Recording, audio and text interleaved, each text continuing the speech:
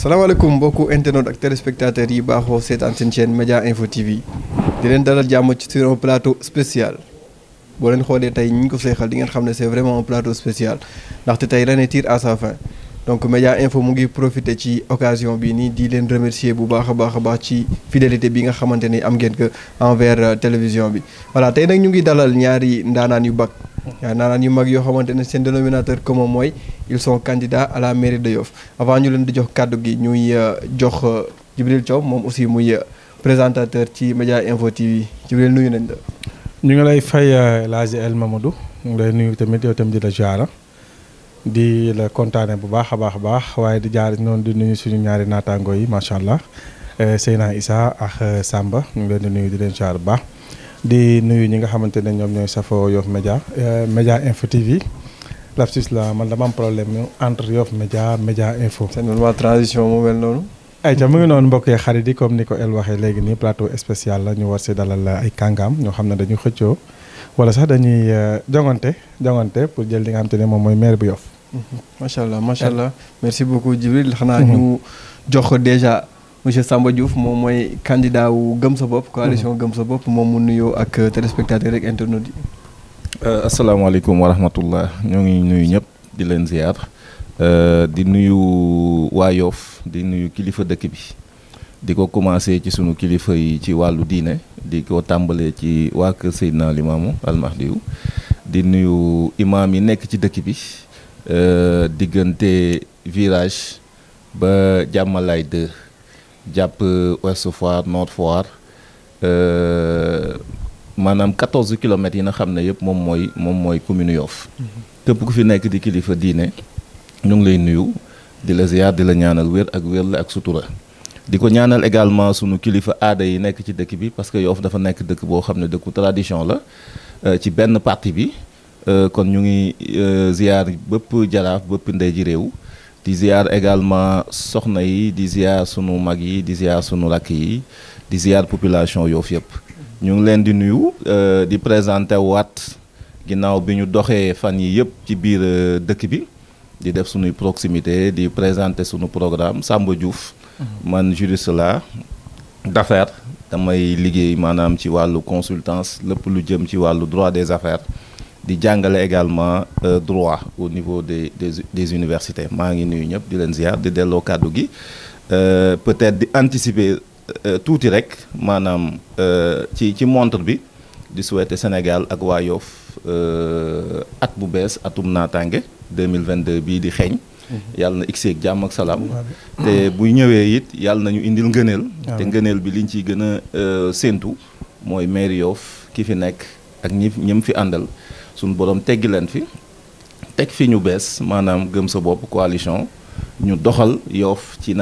ni na xam ne jàpp nañ ne noonu mooy ni gën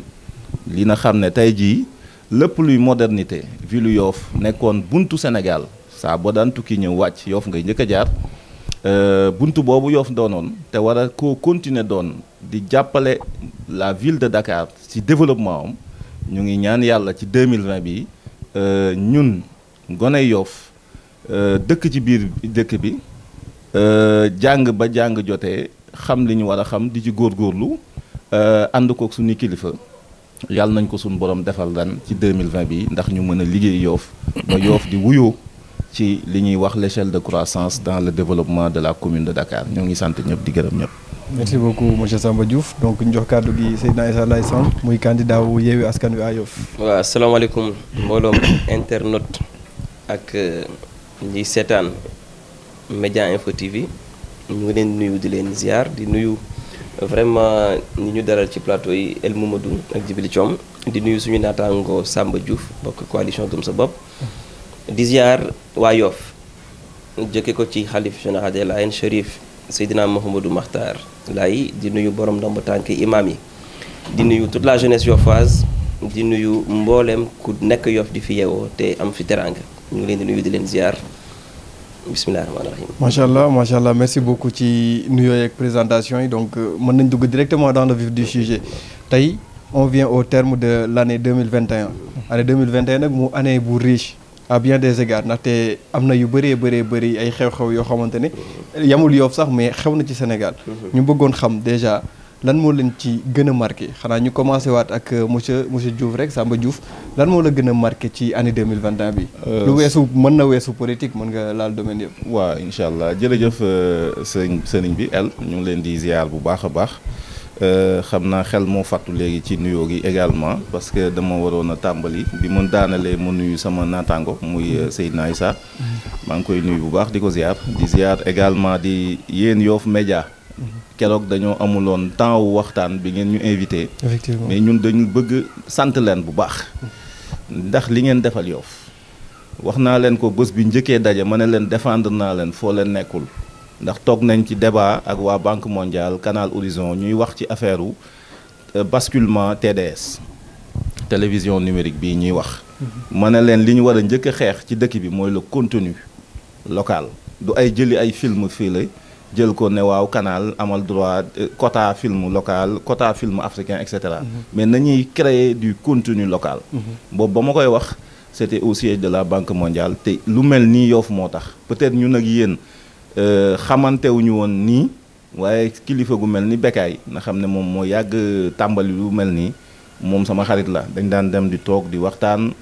léeg-léeg mu jox lay ñaan et cetera ñu ngi koy profito également ci plateau bi di ko nuyu sunu kilifa googu Bécaye li ñuy wax rek ci laaj bi mooy année 2021 liñ ci gën a marqué defe naa ne mooy xew-xewu jàngoro bi fi am te ba léegi muy law muy Covid 19 bi tàmbali woon depuis 2019 2020 après mu dugg 2021 bi également xaw a sonnal askan bi lool li tax mu sonnal ñu koy fàttaliku te ba léegi fàttewuñu ko c'est parce que dafa sonnal économie Afrique sonnal économie Sénégal booy xool defoon nañ fi benn plan de résilience économique fexe ba entreprise yi coono gi leen Covid bi teg nit ñi liggéeyatuñu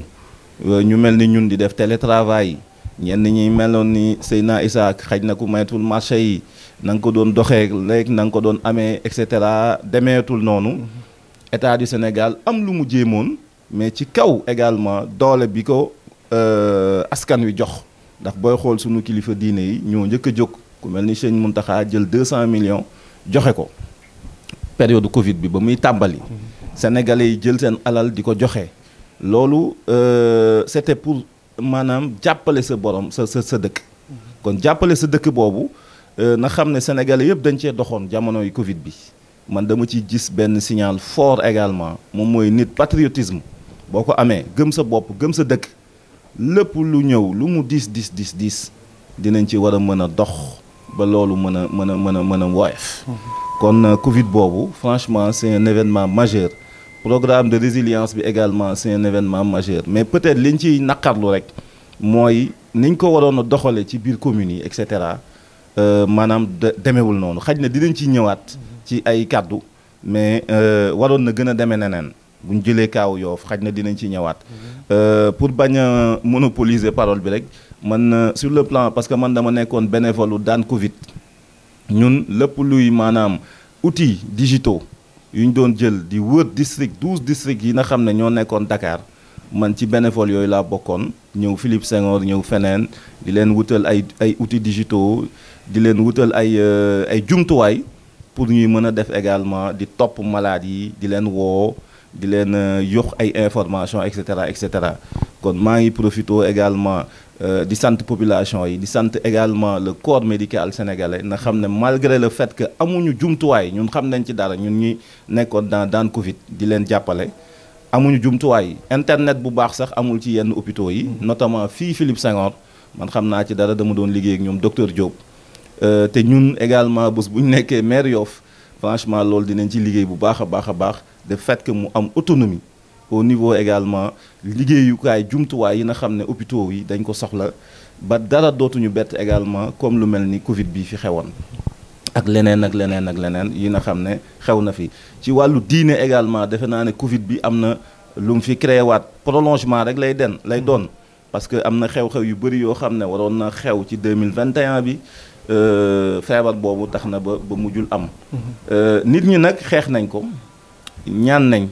ba suñ borom dimbali nañu ba Covid boobu mën naa ne sax daan nañ ko kon ñu ngi ñaan yàlla ci 2021 bi yàlla na dem te yóbbaale Covid. amiin te yàlla bu fi lenn lu nduróog moom ñëwaat ci sunu dëkk. ñoo ngi leen di delloo kàddu gi. amiin merci beaucoup monsieur Diouf muy kàddu yu am solo je pense que Covid boobu yàgg na fi mu ngi fi bëgg a yàgg ñu naan yàlla rek mu ànd ak 2021 bi seey ba 2022 ñu bañ a am feebar yu nduróo ak yooyu noonu donc Seydina Issa Laye Samb ñu ñëw ci yow. waaw merci beaucoup El Mamadou je pense que 2021 nekkoon année bu metti ci réew mi ndax mbas bi fi amoon dafa naxasal économie. Sénégal ci fànn yu bari boo xoolee le secteur tourisme rek déjà. am na ay impact négatif ci wàllu dundinu askan wi. boo jógee foofu dañuy war a mën wax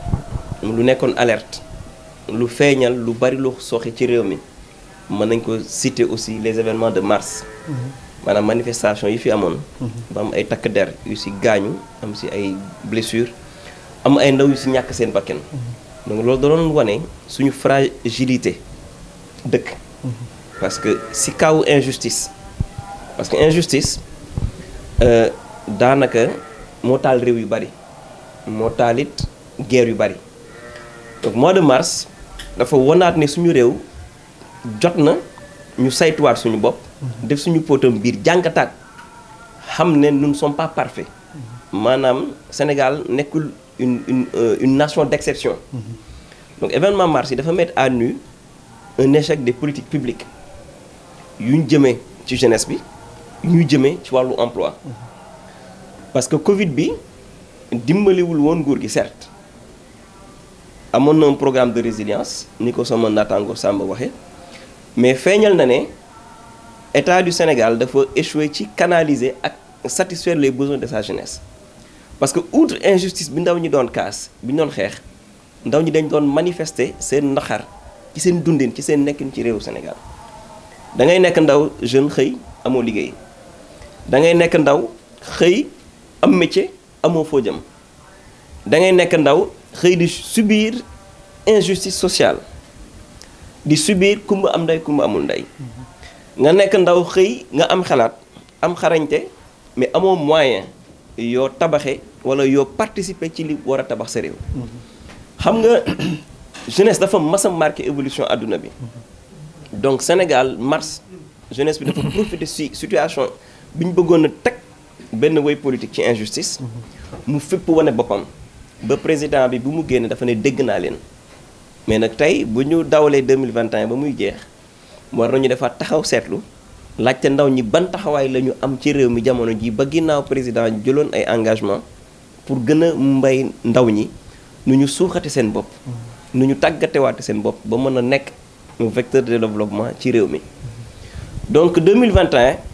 wane na ne ndawu Sénégal dese nañu saf ci instance de décision yi dese nañu bokk ci politique publique prioritaire yi État du Sénégal teg parce que tey chaque année ñaata jeunes ñooy bàyyeekoo ci école yi di ñëw sur le marché de l'emploi donc ñaata ndaw it ngay gis ñu bàyyi seen bopp bàyyi seen réew jël gaal dem bitim réew chercher di uti leneen lu gën la am seen réew ñaata ndaw ñoo ñàkk seen bakken ci géej gi loolu aussi ñun mënuñu jeexal 2021 sans naxarlu ko parce que mënoon a nekk ñun mais ñoo xam ne la dañ dem ba amatuñu yaakaar ci seen réew te loolu fu mu am rek dafa fekk ne injustice sax na fa injustice nag mooy réew mi di jur alal mais alal ji réew mi di jur soit benn entreprise yi fi nekk ñoo contrôler économie bi ay sénégalais moomuñu ko ñaareel ba it dafa demee boor maanaam alal bu ñu koy jurit pour réew mi dafa mel ni ñii am ñooy xëy diggante am ndaw yi liñ naan boo amul loxo bu gudd doo am liggéey boo amul yenn taxawaay amaana ba ci politique doo am fu ñu dugal donc askan woowu nga xam ne amatuñu fu ñu wéeru amatuñu fu ñu yaakaar kan moo leen nar a taxaw loolu si lu ñu jàngat ci 2021 ci la bokk te wax dëgg yàlla noonu la ñu mettee parce que may fàttali di tëj foofu ne ñu laajte à part Covid bi jël ay nit yu bari ñaata ndaw ñoo ñàkk seen bakkan ci géej je pense ñoo ëpp sax ñi ñàkk seen bakkan ci Covid donc loolu aussi day interpeller tout un chacun interpeller l'ensemble des communautés ak surtout les collectivités territoriales fa lay tëjee yu war a nekk ay espace de promotion de la jeunesse nekk ay espace de promotion économique pour ubbil jeunesse bi yeneen bunt pour ñu mën a am avenir bu gën a baax. bon macha allah defe naa ne li nga xamante ne moo marqué 2021 bi comme ni ko Samba waxee Seydina wax ko ñoom ñaar ñëpp dañu complétante vraiment muy lu am solo. effectivement kenn mënul wax 2021 te doo wax Covid. kenn mënul wax 2021 te doo wax manifestation yi fi amoon. donte ne Baye Seydi moom sànniwaale na xeer tiiñ ko nguur gi ci injustice. mais ñun tamit mënoo wax 2021 te doo wax suñu piratage. Yoff Média mais loolu injustice la de boo leen dundaat. Baye Seydi yow lan ngay wax ci piratage boobu. non injustice la rek piratage bi Yoff Média info. loolu defe naa ne ñun moom moo ñu gën a marqué. injustice la de te li ma jaaxal mooy enquête bi avertiragul ba léegi. waaw ba léegi ñu ngi ci Samba. ñu si biiroon ci benn piratage bu am solo cyber attaque la. waaw loolu kaawu cyber attaque la. xam naa peut-être foofu moom damay jël sama casquette juriste rek. waaw yéegalal ma micro bi tuuti spécialisé un peu en économie numérique. te ci wàllu boobu laay liggéey. xam naa dama leen di tàllal loxo moom laay wax keroog Ousane. ma ne ko man moom dama bëgg ñëw liggéey ak yéen. pour lépp loo xam ne damay dem fañ koy waxee. ci ak waa TDS ak ministère des télécoms comme tout le temps ñun ñooy liggéey. ak ARTP. nga xam ne tout le temps man ñoom laay liggéeyal parce que man damay liggéey en fait ci entreprise bu ñu wax consortium du service universel des télécoms. maanaam benn politique la bu état du Sénégal teg. mais daf ko jox privé. dana privé bu ñemee rek kaay jël. dama bëgg ngeen dem ci àll ba fa amul réseau.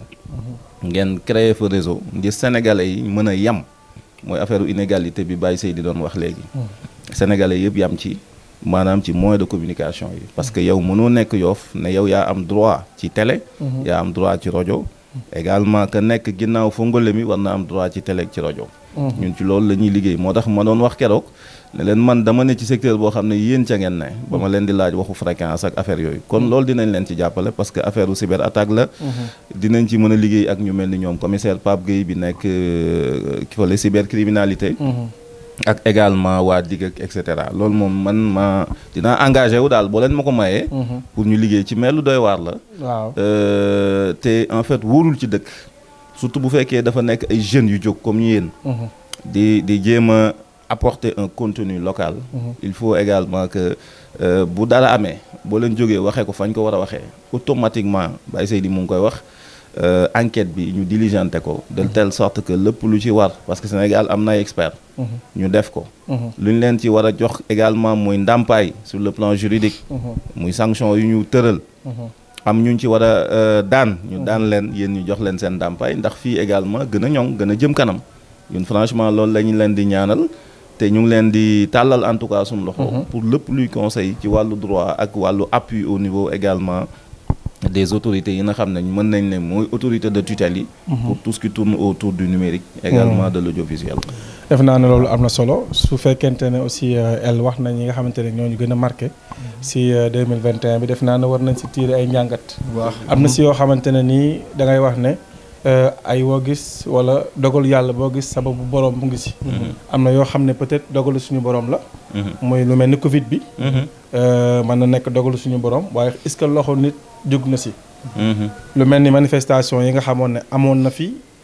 am ñu bëri ñu si ñàkk bakkan ñàkk seen bakkan est-ce que amul ay responsabilités yoo xamante ne nii nekkul si loosu nit maanaam jàngat yi nga xamante ne nii war nañ ko si jàngat tiire ko si comme ay leçons. 2022 bi di ñëw wala 2023 bi ñëw lu ni mel bañ ñu dalaat. yan jàngat lañ siy jëlee naka la ñu war a def ba lu ni mel du amaat fan la ñu war a teg suñu tànk ba li nga xamante ne nii moom moo amoon bañ a amaat. loolu tamit defe naa ne. dina am solo parce que bu ñu waxee li ñu gën a marqué kese. par exemple li ñu daal ñun. li ñu daal Yoff Média tey ñu jóge si Yoff Média ñëw si Média TV. naka la Yoff Média wala Média TV war a taxawee. ba lu ni mel dootul amati. waaye tamit naka la war a taxawee comme ni nga wax léegi Samba. ba ñooñu Samba booy yooyu li ñu def.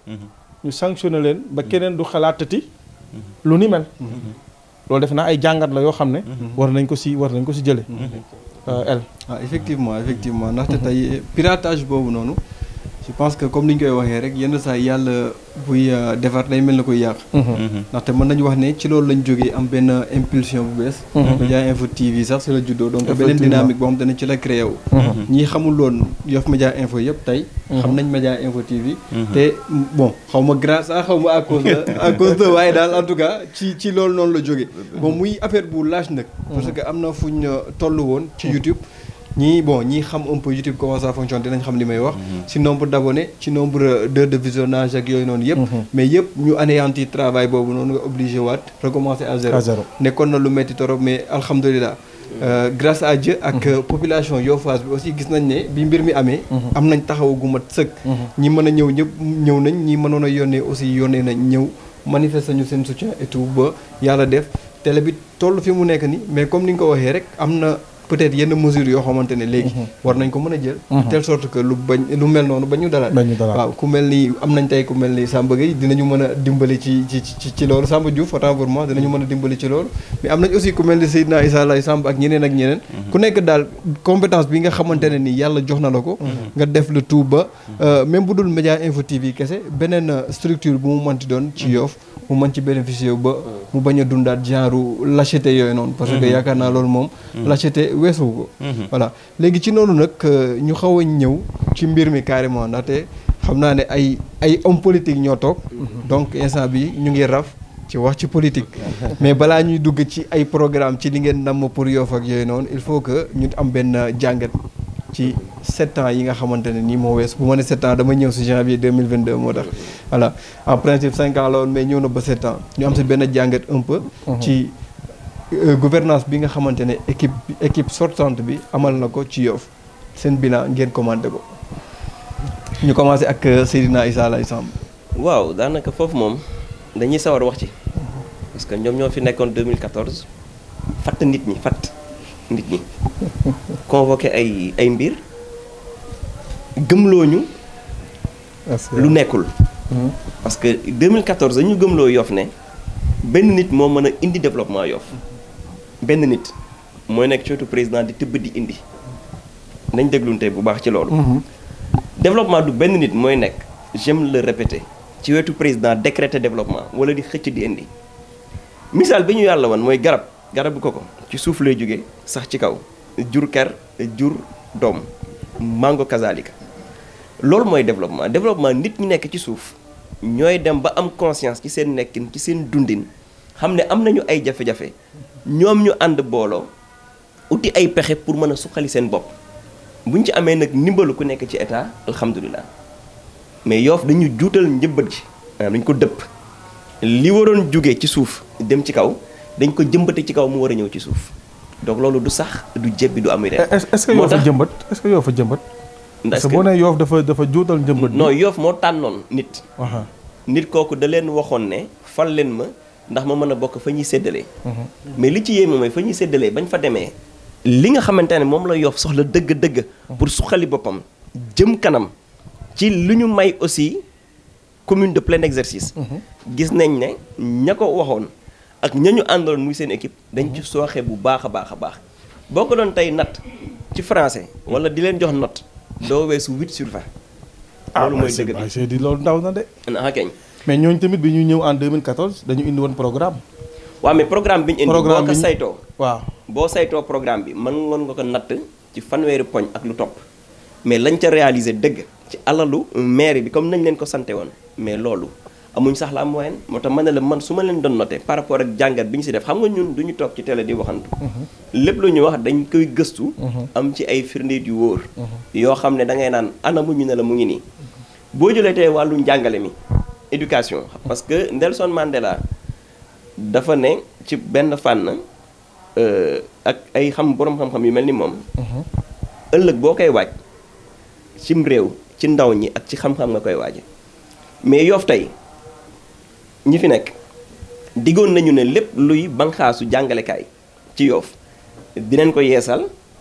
dinañ améliorer nekkinu élèves yi ci biir école yi dinañu it jàppale bépp projet bu am ci Yoff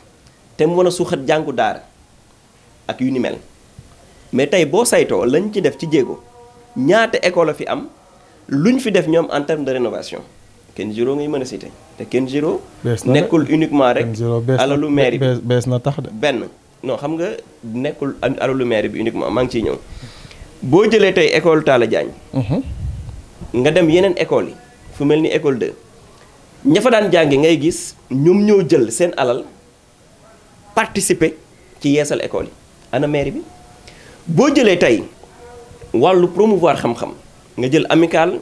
wala association des élèves étudiants de Yoff ñaata yoon lañ fi menacé sitting par rapport ak commune bi yow ñi war a doon sa ëllëgu dëkk mënoo jubboo ak ñoom nga ne yow da nga bëgg promouvoir jàng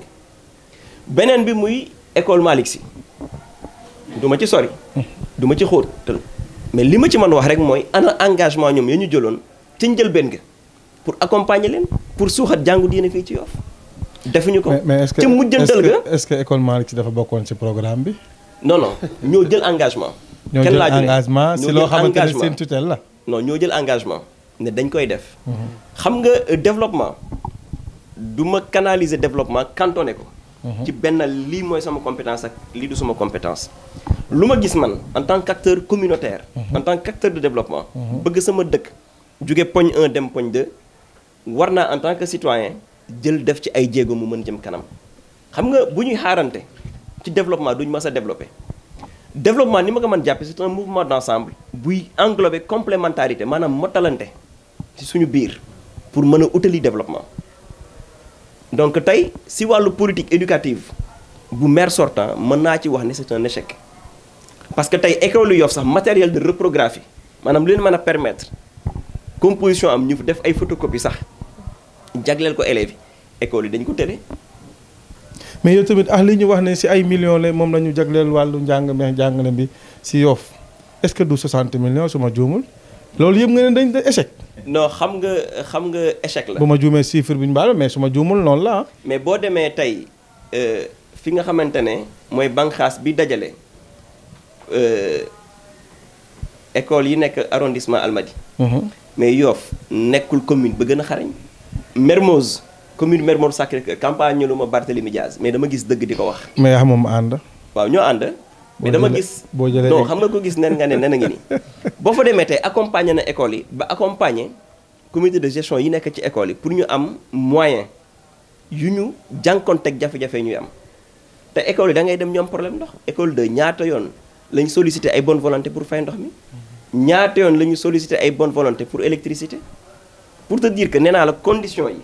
fi école élèves yi war a nekk war fa nekk ci dal ci jàmm mais élèves Yoff amuñu ko moo tax man na la war a propulser Yoff la war a porter Yoff ëllëg muy éducation ñoom defuñ ko priorité. fi may tëjee da nga jàpp ne échec dafa am ci éducation alors que c'est une compétence transférée. c'est une compétence transférée ci nu ñuy yore. école yi xam nga école commune bi moo ko war a entretenir moo ko war a toppatoo. ba noppi nag di fa affecté personnel tuuti am na solo ba pare nag di fa affecté personnel. mais li ñu ràññee ci commune Yoff tey mooy ay sooxe yu rëy am na fa. xam naa nag dinañ ne damay sànni xeer mais mënu ci ñàkk te fa laay tëjee daaneel bàyyi suma naataango bi jël kàddu woote nañ fi jamono yi ñu weesu association des élèves étudiants di jox raaya ñu gën a ràññeeku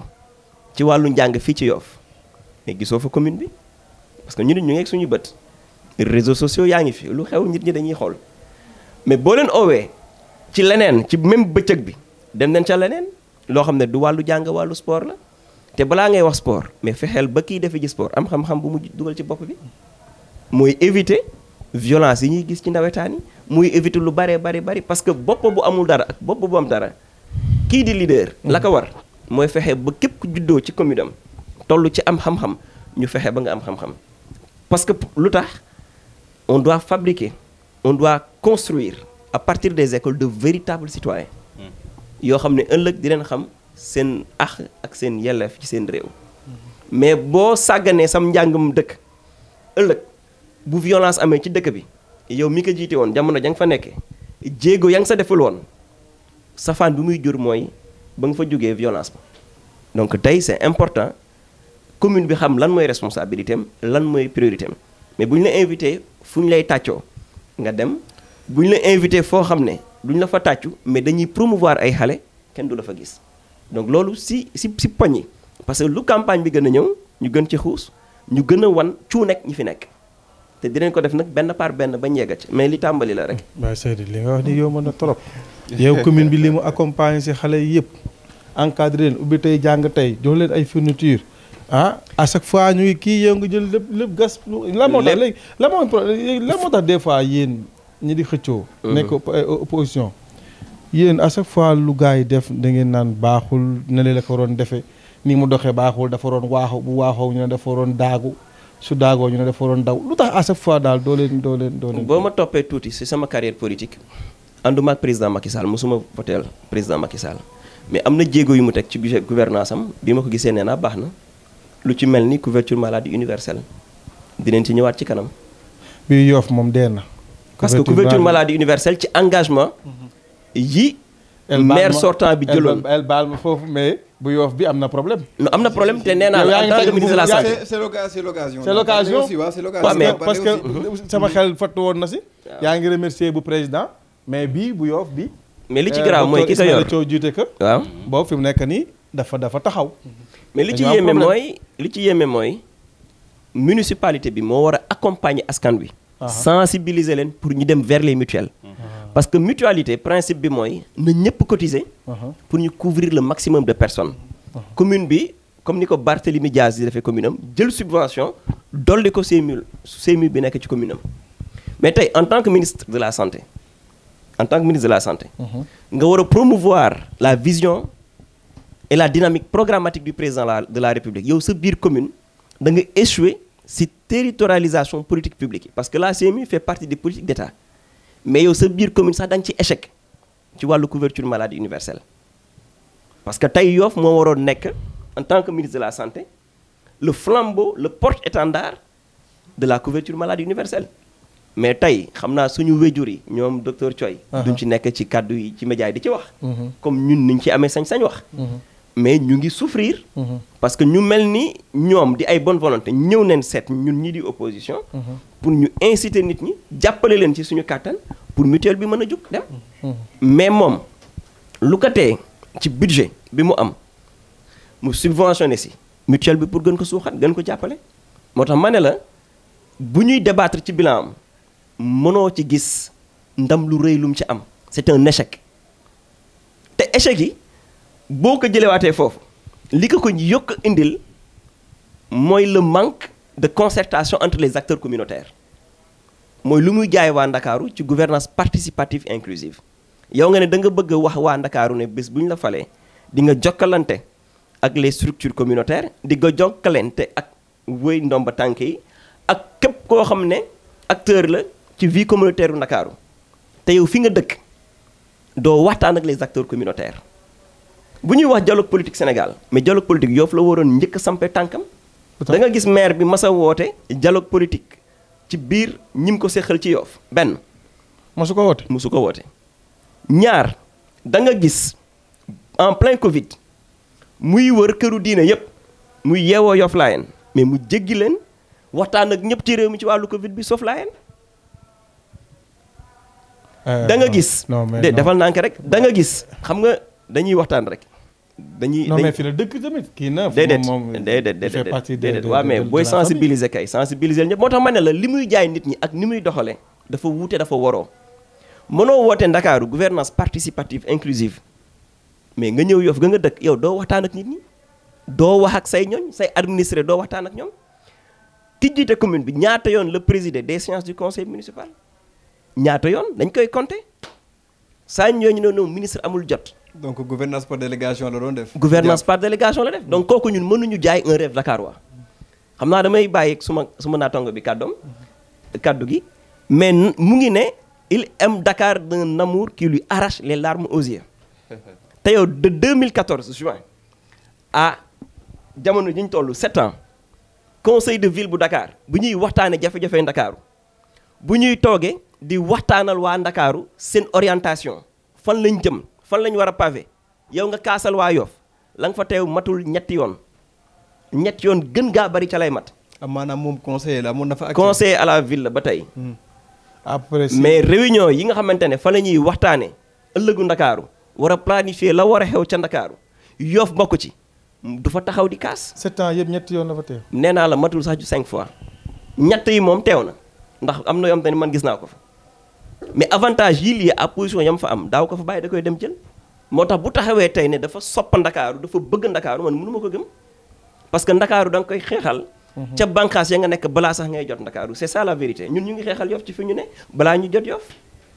moo tax ma ne la loolu yëpp day ëlëb xelu nit ñi ñu bëgg nag waa Yoff yeewu parce que dóor nañ leen 2014 gëmloo leen lu amul bëgg leen dóoraat 2021 bëgg si njàmbaasaale ndakaaru ak njabooti ndakaaru Baye Seydi tamit li muy def dafa yomb dóoru ñu leen 2014 non li ma wax yëpp 2014 tamit bokkoon na si seen programme xam yi nga nga xamante ne ni waxoon nañ ko mooy fexe ba Yoff jot si quai bi Yoff jot nañ si quai bi coom même bu fekkee quai bi mën nañ ci débattre loolu noonu dinañ ci ñëwaat moom quai bi mën nañ ci débattre dinañ ci ñëwaat réalisation yi moom dinañ ci quai bi moom mën nañ ci ñëw mooy li mu tegoon comme programme réaliser au moins les 2 tiers xanaa coom xam nga dañuy wax wàllu décentralisation wàllu collectivité territoriale moo ñu fi indi tey la pêche n'est pas une compétence transférée ministère de la pêche du Sénégal à travers le budget consolidé d'investissement moo réalisé le quai de pêche pour le profit de l'État du Sénégal. am na solo Baye Seydi dinañ ñëwaat si yow non léegi dinañ ñëwaat ci moom parce que réalisation yi moom il faut que mu am benn partie spéciale. léegi ñu ñëw ci monsieur Diouf Samba Diouf moom mu apprécier un peu bilan bi peut-être que tout n'a pas été rose mais xanaa tout n'a pas été noir quand même dina am yenn points yu positif. bul def comme Baye Seydi. waaw man nag li may tàmbalee mooy man je parle même pas de bilan. xam nga yéen defe naa da ngeen a baax loolu li xale yi naan da ngeen baax. mais fii amul bilan. mairie Yoff amul bilan. man li may wax d'habitude moom daf ne léegi daf leen may 8/20 xam nga parfois man damay jàngale di nga daje ci copie étudiant boo xam ne da nga koy xool rek tege ko ne ni kii damay xaar ba jàpp forme quoi bu ma yeewoo ndékki naan café ba jàpp forme. doo corriger waaw doo ko corriger parce que étudiant bi waaw da ngay bañ mu yàq sa journée. bu ma doon wax ci mairie Yoff damay bàyyi peut-être parce que instant yi xaw na guddi ba bëccëg bu ma añee ba naan ataaya peut-être mu am doole bu ma ci waxee moo tax li muy wax léegi ne daf ci yàkkamte wax man yàkkamte wu ma cee wax parce que déjà mairie la boo xam ne poste bi c'est un poste vacant amul maire ñun amuñu maire nañ waxante dëgg amuñu maire non amuñu maire kan mooy maire Yoff déedéet man damay dugg biir Yoff wër naa quartier yi nekk biir Yoff yëpp te leeral naa ko ci début bi may tàmbali nee naa leen Yoff 14 kilomètres la près de 6000 habitants la Yoff am mu ngi tàmbalee virage ba Jàmmalaay 2 jàpp ba Armère Saint-Lazare ci commune Yoff la bokk mais da ngay dugg ci dëkk bi ba ci quartier traditionnel yi nga xam ne sax xëy na ñoo waroon a gën a xam maire bi man am na benn jour ñuy waxtaan ak benn maire mu naan ma ñun suñu maire de xamuñu ko est-ce que du mooy borom weer yi ma ne leen biir ndeenaat gii nga xam ne defe naa adjoint au maire bi defe naa fa la dëkk maire bi na ma mooy borom weer yi borom lunette yi quoi la bëgg a wax ma ne ko man de damay taxa sax tekki samay lunette maire boo waxee loolu bañ a takkati ay lunette pour te dire que ne waa Yoff dañ jàpp ne ñoom amuñu maire am ay côté yoo xam ne ci biir Yoff ñoom dañ jàpp ne amuñu commune boo demee virage dem Biagui dem Ouest Foire Nord Foire dem Jàmmalaay 2 ñoom dañ ne ma ñoom amuñu commune loolu lañ ma wax daaw jóg nañ fi ay jeunes yu dëkk Ouest Foire Nord Foire Biagui ne ñoom dañu bëgg a demander un redécoupage administratif de la commune de Yoff pour am seen commune bopp en tant que juriste ma ne leen loolu mënul ne Yoff 14 kilomètres la nekk y a en fait une appréciation bu ñuy def Ouest Foire Nord Foire et cetera peut-être dañ naan y a des domiciliés y a des résidents des trucs comme ça te redécoupage administratif day jël temps d'ailleurs sax ci laa leen neen mais ñun ñi nga xam ne on est des jeunes dëkk ci dëkk bi bokk fi suñuy waajur bokk fi ñu nekk ci commune bi nekk des citoyens sénégalais xam nag as tuut ba pare nag am njub as tuut parce que ji nga doomu aadama lépp looy def na nga ci boole njub bu xam-xam jiitoo na nga ci boole njub ñaar yooyu bu amul doo réussir dara moo tax ma ne mairie Yoff amul bilan man sawaruma cee wax mais nag li ñu def ci dina xam ne jaaduwul it dinaa ci wax xam nga dama la wax léegi nii ci wàllu ne la 14 kilomètres yi la ci domaine u santé man ci laay njëkk a tàmbalee parce que daf may xaw a choqué ñun am koo xam ne dafa taxawoon suñu kanam nañu votel leen ma doon maire ñu votel ko gisatuñ ko mais mu ne moom ñu nommé ko def ko ministre de la santé lii sénégalais yi war a xam mooy gis nga nit surtout politique bi ni muy demee bul gis nit rek muy yëngu ci mbir nga jàpp ne borom xam-xam la mën na lii mën na laa parce que ministre la. politique moo war a bàyyi Sénégal di parachuter nit amoo expérience ci dara mosoo élaborer manuel de procédure miinoo liggéey miinoo administration miinoo dara yow ñu jël la parachuter la ministère ba nga nekk doo ko réussir. plan Covid bii nii mooy li Bougane Gueye Dany tuddee business corona du moom kese moo jënn di ko wax mais y a eu en fait des médecins assermentés yoo xam ne ñoo jënn Sénégal fii di wax business corona bi nga xam ne moo amoon ci biir corona bi xaalisu corona bi kenn xamul fu mu jaar fan kan moo ko luubal fu mu jaar nañ ko laaj sunu maire boobaa ñun aussi waa Yoff ñun ñoo ci sonn quoi waa bismillah. yow ku président de la république toog tagg ko ne li ma ko dénkoon vraiment doxal na ko doxalin mu mucc ayib. surnommé ko l'oiseau rare. waaw merci beaucoup. nga toog fii tey naan xaw ma. dinaa ci yegg si xam nga président de la république. c'est le numéro 1 de Benno Bokk Yaakaar. caaxaan ku fu liggéeyul dàq na la. non Macky du caaxaan moom dinañ ci jublu après parce que ñun li tax ñu bëgg a nangu réew mi ci loxoy Macky ak ñi mu àndal ak Abdoulaye Diouf Sarr c'est parce que ñun dañ jàpp ne dañuy caaxaan dañ jàpp ne liggéeyuñu. kon bu taxawee di wax ne Abdoulaye Diouf Sarr dafa liggéey te médecin yi nga xam ne ñoom ñooy médecin Macky du médecin Macky Sall c'est le président de la République du Sénégal on le respecte par son statut du médecin mais y a eu des médecins et des médecins yoo xam ne dañoo jóg man nee naa leen je suis un bénévole de Daan Covid wër naa district yi nekk Sénégal Philippe Senghor gi xam nañ ma bu baax bien vrai que fi laa dëkk mais internet bu baax sax amu fa léegi yow business corona bi nga xam ne médecins yi ñoo ko doon tudd ba docteur Seydi jénn fii wax fi loo xam ne sénégalais yëpp dégg nañ ko ka nekk Sami xawma suma jénn wax fi loo xam ne ñëpp dégg nañ ko comment se fait-il que Macky Sall wala Abdoulaye Diouf Sarr ñu bëgg ne corona bi géré na ko normalement ñu jógeeti ci loolu également loo xam ne daf koy laal peut-être dafa laal sax ministre de l'équité territoriale mooy li fi xewoon bi corona bi amee loolu ci biir commune bi ñu war a ñëw ne dañuy jàppale nit ñi dañuy waxtaan et cetera pour indi ay xéewal yu ñuy jox nit ñi mais nit kuy xaar xéewalu commune Yoff defe naa di nga fande parce que lu ñuy wax nga toog 4 mois ñuy doog a dugal ay saaku ceeb ak ay ceeb yu baaxul ak ay suukar ak ay mbiskit ak yu kenn xamul ba pare di tëb ay nit commune Yoff dañuy dugg kër gi jox la kër gee duñ la jox doo waa Benno ñu tëb la. am na koo xam ne ñun. su dafa am une distribution partisane. non partisane discriminatoire ba pare xaw a nekk quelque chose boo xam ne xam nga kenn mënut a wax lépp. ñun on a un membre de gëm sa bopp bu dëkk fii Mbengeen seen kër dañ leen tëb. lan moo tax gëm sa bopp la bokk. seen kër dañ leen tëb gëm sa bopp la bokk. te moom dafa dendee kër ak waa kër Abdoulaye Diouf Sarr le maire de Yoff ñu dugg fii yow dugg sa kër el jox la. dugg kër coom tëb ko dem seen yoon te noonu la ñuy def également maire yi nekk marché Yoff nee nañ ma marché Yoff dafa am ay taabalu Benno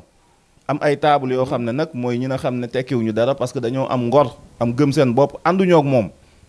bu ñu ñëwee dañuy ànd ak ay xale yu góor yu am doole ñu dajji seeni taabal yóbbu bàyyi fa taabalu waa Benno yi dem leen marché Yoff dafa am taabalu waa Benno mooy taabalu ñu ànd ak Abdoulaye Diouf Sarr Yoff nit nag moomoo nit ñi jëndoo leen doo seen sëriñ doo seen waajur da ngay ànd ak ñoom àndu nawle te xam ne ba nga bëggee nguur da ngaa dox biir Yoff nit ñi laaj seen kàddu ñu jox la ko ngir yàlla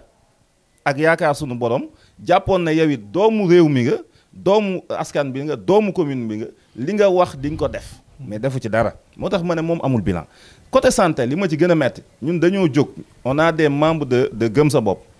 yu dëkk biir Yoff ginnaaw filo ñoo xam ne yëg ngeen ko am na xale bu góor boo xam ne wàcc na fi liggéey y a quelques années y a quelques mois wala mën naa ne sax at mais nan la ñuy amee un maire qui est ministre de la santé ci yu ndaw insuffisance rénale mënul sax jàppale waa commune am ba ñu mën leen jël en charge te mu am un programme boo xam ne ci dëkk bi la nekk yooyu nit ñi léegi dañ ciy jàppale seen askan bi dañ leen ciy jàppale. et pourtant aussi man am naa une information selon laquelle bon dama ko jot nii nag liiruma ko fenn du communiqué du benn papier officiel bu ma ko gis mais de bouche à oreille wax nañ mën a ñoom am nañ benn collaboration ak hôpitaux yi nekk ci Dakar yëpp maanaam Yoff maire Yoff maanaam ñoom ku fi feebar tey boo ñëwee déposer papier yi war automatiquement dañ lay rediriger vers hôpital bi nga xamante ne ni moo compétent pour recevoir en fonction de maladie bi nga xamante ne ni moom nga am. waaw loolu li ma la ciy wax loolu li ma la ciy wax man sama yaay bu ma ko jëlee mag la. dama koy jël léeg-léeg dama koy yóbbu feneen. dama koy jénne feneen dañ doon waxu léegi nii ci enrôlement plan CMU man xam naa CMU bu baax. mais même parfois pour yenn prise en charge yi tu es obligé jël sa malade yóbbu ko beneen hôpital bu nekk ci beneen commune. li ma la doon wax léegi nii muy loo xam ne c'est un fait réel. c'est un jeune Yoffois qui est malade d'insuffisance rénale. yaayam da ko mujj jël yóbbu ko clinique bi jàkkaarloog Fann dem mairie Yoff laaj leen soutien ñu bañ par la suite mu dégg ne jox nañ xaalis diw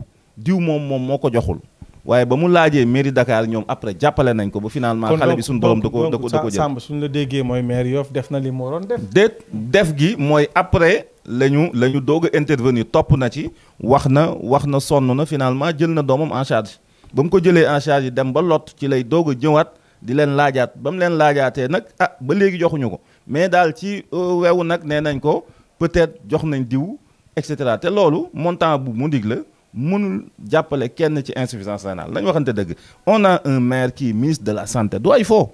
kon moom programme insuffisance rénale yi nekk Sénégal waroon na ci mën a jàppale waa Yoff kon quand on me dit qu'il est conventionné avec toutes les structures de santé du Sénégal je dis que loolu amul bu fekkee ne c'est am na fu ñu ko bind nañ ko jénne fii sur la table nit ñi xam ko et man je les défie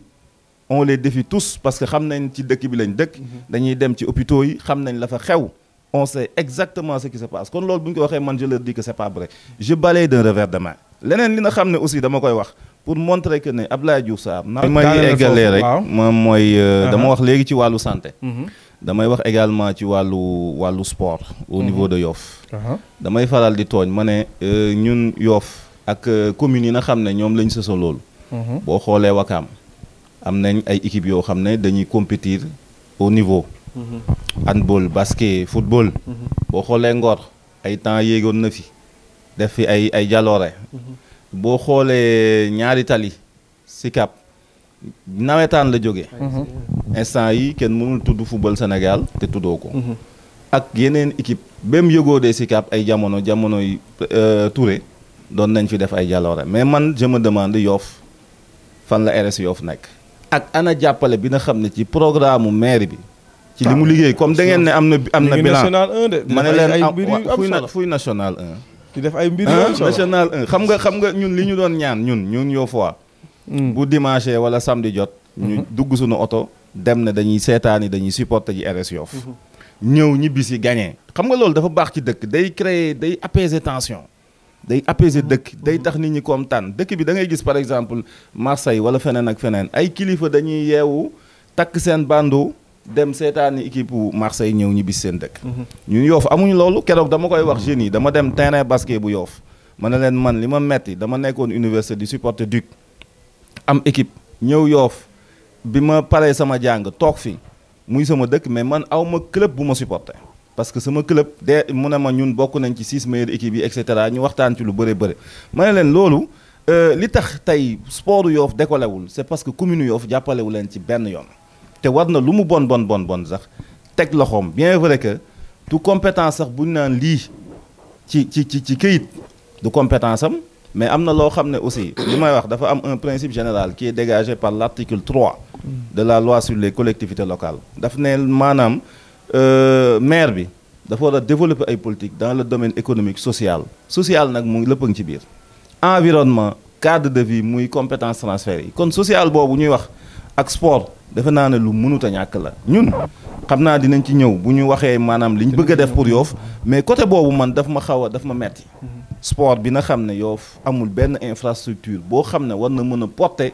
une équipe de Yoff à un haut niveau boo xam ne ñun ñëpp dañ ciy glorifier wu di ci kontaan leneen aussi loo xam ne muy li fi xew ci seen biir programme laa koy dugal enseigne yi na xam ne tout récemment war nañ dëkk bi yëpp toj ko ay nit yi na xam ne ñun on a enquêté ñu ne ma man damay fay chaque année 100 000 francs mois bii war a ñëw laa waroon dem fay 100 000 francs mairie Yoff laa koy fay ñoom ñoo ma autorisé woon waa Descos nag la ñu jël yónni leen bu boo leen ñoom ñoo ñëw toj enseigne yi nekk biir mairie biir commune Yoff xam nga ne foofu y a un problème boo xam ne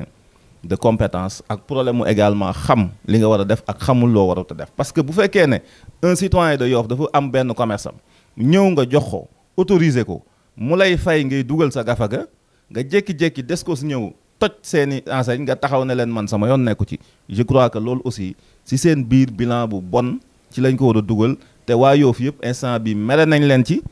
te ñu ngi leen di laaj ay compte parce que joxoon nañ leen seen xaalis doon waaj également joxewaat seen xaalis ñu toog ñu toj seeni enseigne. leneen également li nga xam ne moo ñu metti fii ci dëkk bi te mooy dugg ci bilan bu bon bi nga xam ne moom la Abdoulaye Diouf Sarr am mooy infrastructure yi nga xam ne amul. tey jii demal Ouest Foire waa Ouest Foire nee na ñoom dañ soxla école primaire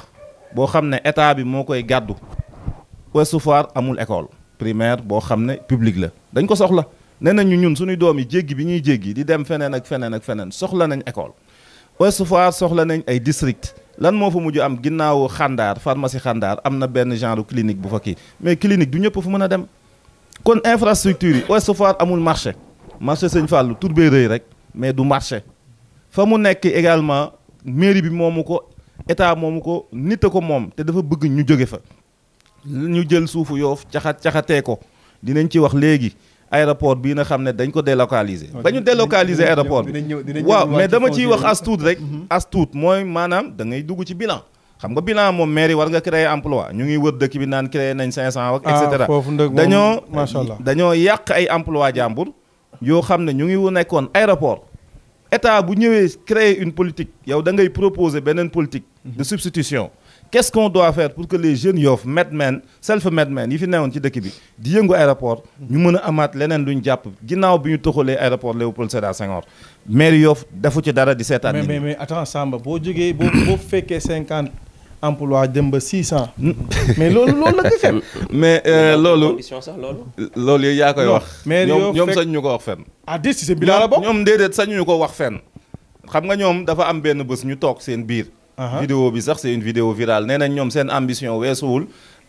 échangeur u CICES waa Benno ak waa mairie Yoff ñi les figures de proue ñi ci gën a ràññeeku ci mairie ba ak ki leen jiite Abdoulaye Diouf Sarr jamono yooyu nag xanaa xalaatuñu woon sax parce que nit boo nekkee ci dëkk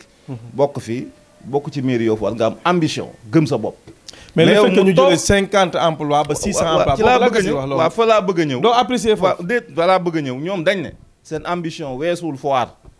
kon ku sa ambition weesuwul foire mënoo créer 600 emplois li nga wax kon c'est l'heure la da ngay naxe peut-être ñi xamul wala ñi na xam ne dañuy nelaw wala ñi dëkkul ci maire Yoff waa Grand Yoff wala waa Pikine boo leen ko waxee mën nañ la gëm mais ñun ñi dëkk Yoff dañ naan la loolu amul tu n'as pas créé d'emploi à Yoff peut-être ay jeunes nga jël dem nañ ba ñun Yoff tey jii boo jénnee ci mbedd mi sax fu dul Yoff ñu ne la yéen ay nervi ngeen am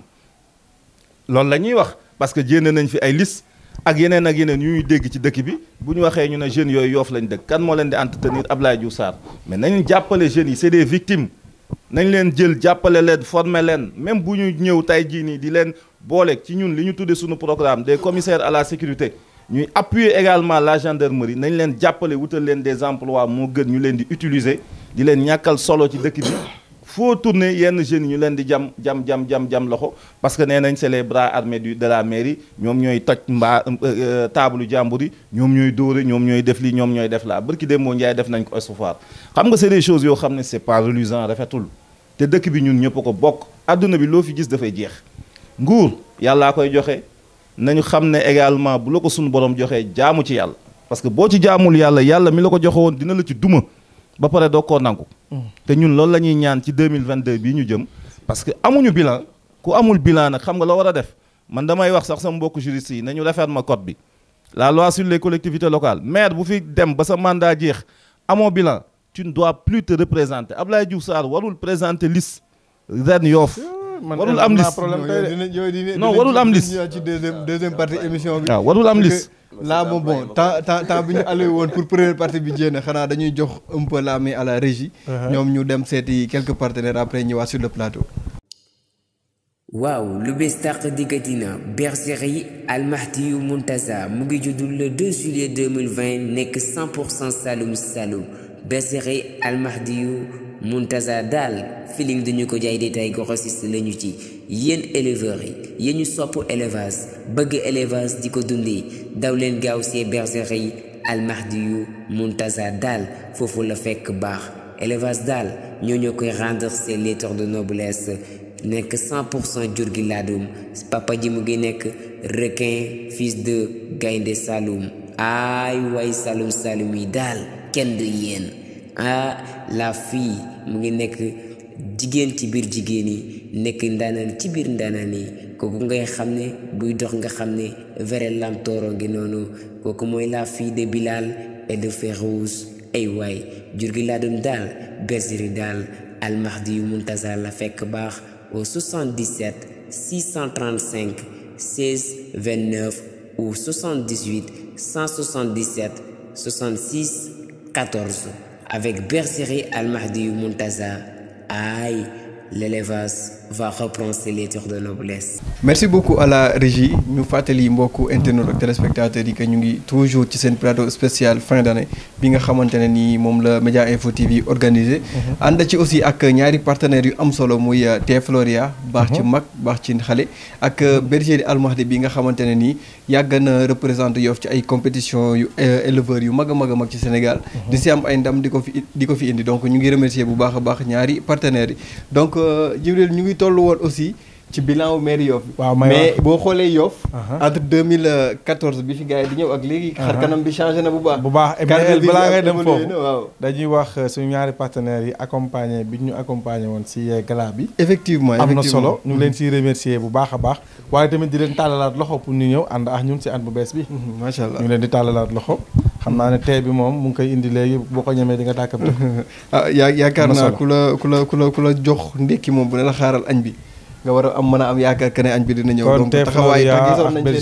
gisoon nañ bu baax a baax seen taxawaay. ñu ngi leen di xaaraat. incha allah demal voilà léegi lu am solo. ma ne 2014 ak léegi. waaw kanamu Yoff changé na. changé na bu baax a baax. ndaxte am na lu bëri yoo xamante ne nii amu fi woon am na fi léegi. cadre de vie bi évolué na. te aussi am na infrastructure yu mel ni quai de pêche bu Yoff yu mel ni centre incubateur bu Yoff yu mel ni stade bu Yoff ak yeneen ak yeneen ak yeneen yoo xamante ne ni ci gouvernance su Abdoulaye Diouf Sarr ci la fi amee. léegi ñu bëggoon xam tey yéen suñu invité yi ban jàngat ngeen ci am dañuy commencer ak Baye Seydi Seydina Issa Laye Samb mu wax ñu un peu ci infrastructure yooyu noonu. macha allah yaakaar naa tout n'est pas à bannir am na. non en fait je salue l'idée de l'incubateur. dafa am solo. mais gisuma wala yéen bu dee am na ku fa mës a génn ñu ne ñu kii moom la maire yoo formé à travers l'incubateur donc gisuma tey utilité incubateur bi benn ñaar da ngeen wax quai de pêche wax le stade. le quai de pêche dafa bokk ci programme bu ministère de la pêche doon développer et de l'économie maritime pour yombal l'accès aux produits halieutiques ak exportation produits halieutiques.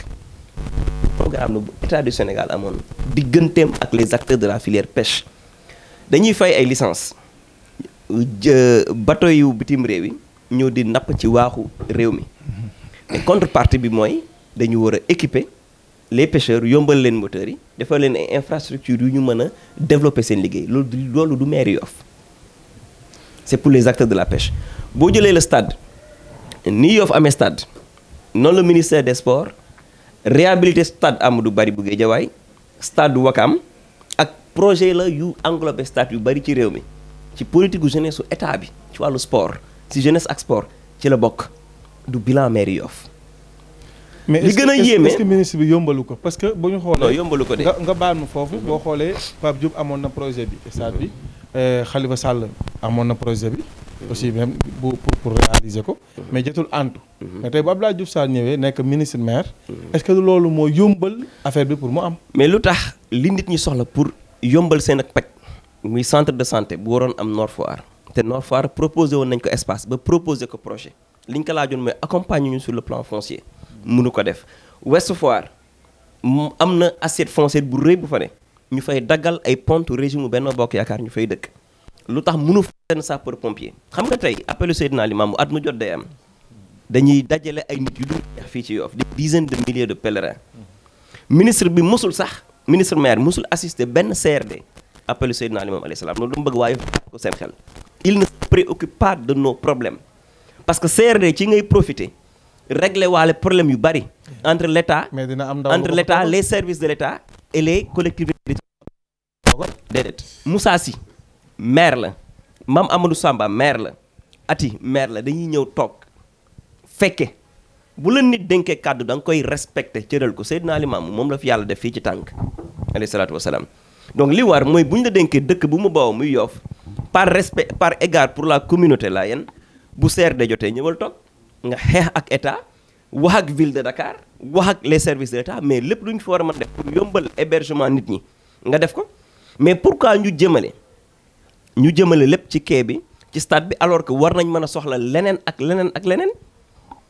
donc ñun question boobu la ñuy posé wu xam nga ku dem bu mel ni Nord Foire dem ba proposé la defar un projet clé en main out un partenaire financier et technique qui peut accompagner ñu la yow municipalité bi joxeel rek sa autorisation ñu def ko ci bande de terre bi mais wax nañ sànq création d' emploi 600 non 600 emplois yi li nga xamante ne moom mooy aussi seen xam nga ñoom am nañ aussi tur yi laay fàtte waay déedéet pas autopont sax maire bi tamit amoon nañ ay kii dina ñëw léegi si waxtu mais bu ñëwee nga fàttali ñu ko parce que ñoom nekkuñ fi lu dul ëllëg xelu askan wi 600 emplois bu doon loolu commune yëpp dañuy taxaw ne créer nañ emploi xam nga dafa am acte 3 de la décentralisation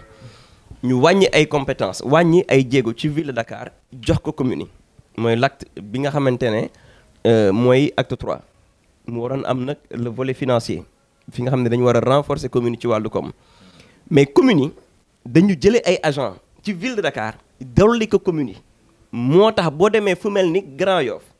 agents yi jógee une soixantaine dem ba 500 600 et quelques boo ñëmee commune bi mel ni Yoff képp ku newoon Philippe Senghor bokk ville de Dakar wala di liggéey dans les écoles primaires nga nekk un personnel de la municipalité de Dakar dañu la redéployer dans les communes loolu moo tax emploi bi boo si boolee ñi bale bu dee boole nañ leen si c'est un projet du fonds c'est un projet du FERA fonds d'entretien routier autonome ville de Dakar am nañ ci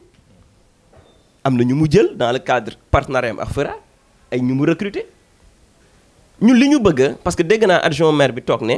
ñoom ñu ngi développer l'économie locale parce que jël nañ ay agents ñu ngi liggéey di fay ko l'économie locale pour le développer parce que boo xamul aussi il faut demander parce que boo bëggee solliciter baatu askan da ngay xam terme yi nga xamante ne moo approprié nga koy apporter ci réew soxlaawuñu état buy créer emploi soxlaawuñu maire buy créer des emplois la mairie et l'état dañu assurer une mission de service public mais l'entrepreneuriat l'esprit d'initiative privée loolu mooy indi croissance ci réew mooy tax fu mel ni Yoff parce que boo jëlee loi d'orientation bu les petites et moyennes entreprises la loi numéro 2 du 7 janvier 2020 boo ko jëlee ubbil nañ sax léegi bunte yi commune pour ñu accompagner petites et moyennes entreprises yi pour ñu mën a nekk ay vecteurs de croissance des vecteurs de développement. mais prise en charge médicale yi tamit am na solo. non prise en charge médicale yi nee naa la échec la non xam nga loolu c'est un paradoxe. paradoxe la. nan la nekkee paradoxe. parce que mënoo nekk ministre de la santé. waaw. ak dépense de santé nu mu chéré. ngay gréver ci budget mairie Yoff di fay des dépenses de santé.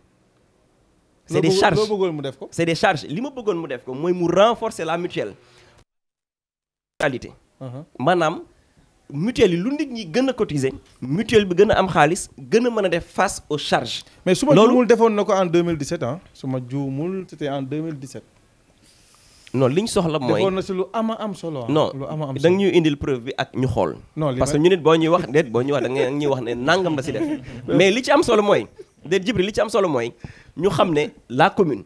mu ngi soutenir la mutuelle mais amul y a pas de soutien.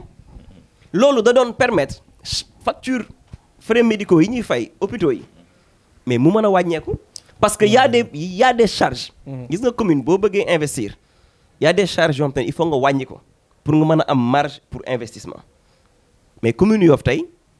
boo duggee seen fonctionnement mais marge investissement bi mais lu ndaw la ciy nekk seen budget donc tey lépp lu Ablaye Diouf Sarr def ci Yoff lépp lu mu def ci Yoff jàppal ne c'est des échecs domaine boo dugg mën nañ la ko tojal benn par benn boo jëlee tey wàllu cosaan ak aada non boo jëlee wàllu cosaan ak aada lan la def pour le rayonnement de la culture au niveau de Yoff ban jéego la ci teg boo jëlee wàllu développement durable xam nga àdduna bi toll nañu maam Ndiara bi passé li mu fi indi non waxuñu non xam nga loolu da koy génn si culture non culture lu ñuy jëli lu fi amoon démb muy seey di nax saa yi maam Ndiara da doon dee de non tuuru maam Ndiara moom du lu muy gérer moom du lu muy organiser. dafa accompagner. bu doon moo koy organiser wala moo ko moom kon Barthélémy Diaz du fi ñëw tuuru Mame Ndiare bu daaw. mais si commune la. commune Abdoulaye Diouf Sarr mais dafa am devoir. dafa accompagner ñi ko doon def. mais bu ko deful ñeneen def ko bu ko deful ñun ñu def ko. intérêt la moo tax mu def ko bu ci amul woon intérêt il n'allait pas le faire. parce que tey boo xoolee non dafa xam luy tuuru Mame Ndiare. dafa ñëw waa Yoff ko invité de kilifa Yoff ko bind bataaxal. invité ko mu ñëw fekk tuuru Mame Ndiare. moo tax ma ne la bu doon événement Abdoulaye Diouf Sarr la Barthélémy dafa teg tànkam parce que du ko invité. mais li ma la mën a tënkal ne la infrastructure yi fi nekk. muy quai de pêche bi. muy autopont bi chaque jour ñu boole ko ci seen bilan. boobu changé na xar kanu Yoff de. autopont bi état du Sénégal moo dem ba ràññee état du Sénégal moo dem ba jàpp ne. embouteillage yi am ci Ndakaaru jéggi na dayoo. te embouteillage day gréver croissance su réew maanaam day tax réew mi développement bi mu soxla du ko am. tey boo demee dëkk yu mel ni New York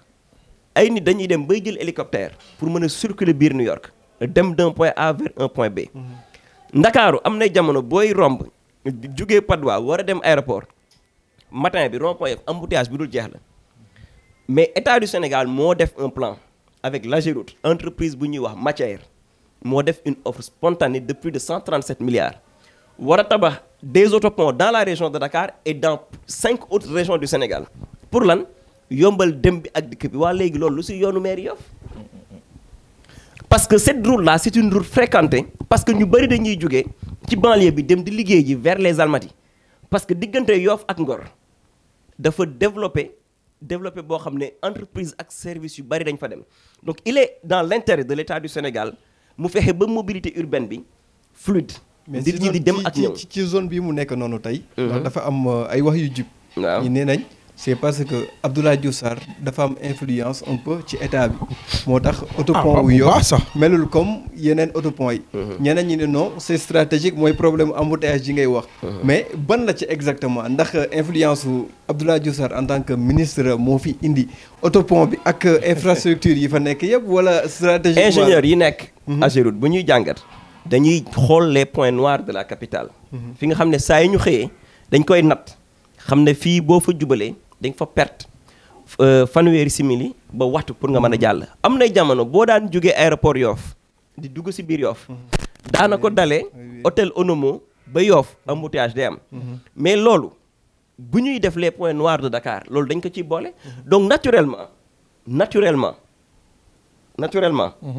bu ñuy xeex mais waa ingénieur Ageroute dañuy xeex pour loolu am ci te nee naa la doot fi may ñëw nee naa la am na point yu gën a essentiel autopont bi mais yu am njëriñ si dundini waa Yoff boo demee Cité Diamalaye littoral bi ñu ngi koy caxate avec des autorisations de construction de la commune de Yoff. mais foofu bokk na si projet Abdoulaye Diouf Sarr bu nekkee maire Dakar mu utiliser littoral bi yëpp. non loolu boole woon na ko ci projet yu mu dig aménager littoralu Yoff mais aménager wu ko dafa participer ci ñu salfaañe littoralu Yoff dale ko cité Diamalaye ba côté cité poste Djily Mbaye foofu dañ ko caxatee daggate ko mu dem wax waa cité Diamalaye ne ville de Dakar la ne bu ñu ko joxee ville dina régler le problème. te municipalité mooy délivrer municipalité depuis l'acte 3 de la décentralisation. je parle sous le contrôle des experts en décentralisation.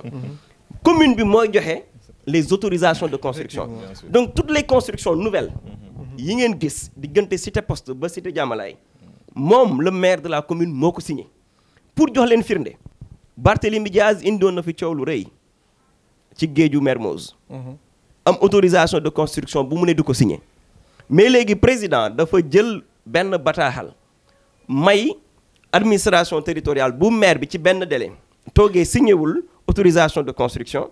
ñoom administration territoriale am nañ sañ-sañu signé ko pour vous dire que ne moom ki mu àndal muy le président Macky Sall muy nguuru Macky Sall ñooy lal ak njubadi ci Ndakaaru ñoo paccoo littoralu Ndakaaru ñoom ñi mu àndal waa léegi waa Ndakaaru waa Yoff naka ngeen mën a dooleele naka ngeen mën a jàppale koo xam ne dafa ànd ak nit buy salfaañe Ndakaaru saa su nekk teeru aéroport yaa ngi fi xam naa di ngeen ci ñëw Abdoulaye Diouf Sarr mi waa Yoff faloon dafa nekk ak président Macky Sall ngunoog moom di salfaañe alalu Yoff di salfaañe alalu Ndakaaru mu ne patt noppi ci. est-ce que du kàddu opposant. non mais c'est la réalité président Macky Sall moo taxawoon kenn saxalu ko lem mu ne bés bu faloo yéen lébu yi dinaa leen delloo seen suuf. ñaata mètre carré la état du Sénégal rétrocédé à la communauté lébu depuis 2012 dañuy xëy jël suñuy suuf di gën a tabax di ko jox ñeneen ñun ñuy laaj pour dëkk kenn duñu jox di jox ñeneen ba état du Sénégal ñun waa Yoff xat suñu biir dëkk am sañ-sañu laaj ñu ne kenn duñu jox ñu ne ñu sax léegi moomatoo leen fa même bu ñu moomul les Yoffois ci état du Sénégal la ñu bokk Yoffois yi si état bi la ñu bokk di fay impôt comme tous les citoyens te am nañ sañ-sañu yoon may nañu ñun ñu laaj état mu jox ñu ay suuf ñu dëkke waa léegi lu tax Thérèse Faye ñu koy jox mu dëkk ñun du ñu jox ñu dëkk loolu ñoom fan lañ ko teg te Abdoulaye Diouf Sarr mu ngi bokk table conseil des ministres lu tax bi collectif bi jugee di xeex entre Ngor Yoff Wakam joué wul les bons offices maanaam nekkul maslaakat bi nekk ci diggante bi pour neexal diggante président ak mbokkam lébu yi mais mu toog publiquement ne Yoff moomul Ngor moomul Wakam moomul xam nga loolu lan lañ ko ciy tontu ñun xanaa bokkuñ ci république du Sénégal xanaa alalu Sénégal ñun waa Yoff Ngor Wakam bokkuñu si. am na solo waa léegi yow ba daaneel foofu léegi yow li ñëpp a bokk. nga ne moomatuñ ko ba noppi na ngay ëlbatiku waat di owaat lébu yi ne nañ ma voter pour mairie Dakar loolu du contradiction d'une seule personne en l'espace de 6 mois. donc loolu moo indi le fait que collectif bi woote ay bés si ginnaaw que vote sanction am au niveau de la zone. képp kuy xam nga ñun wootewuñu vote ethnique. ndax moom ci façon politique am dem na ba jaxase njaboot yi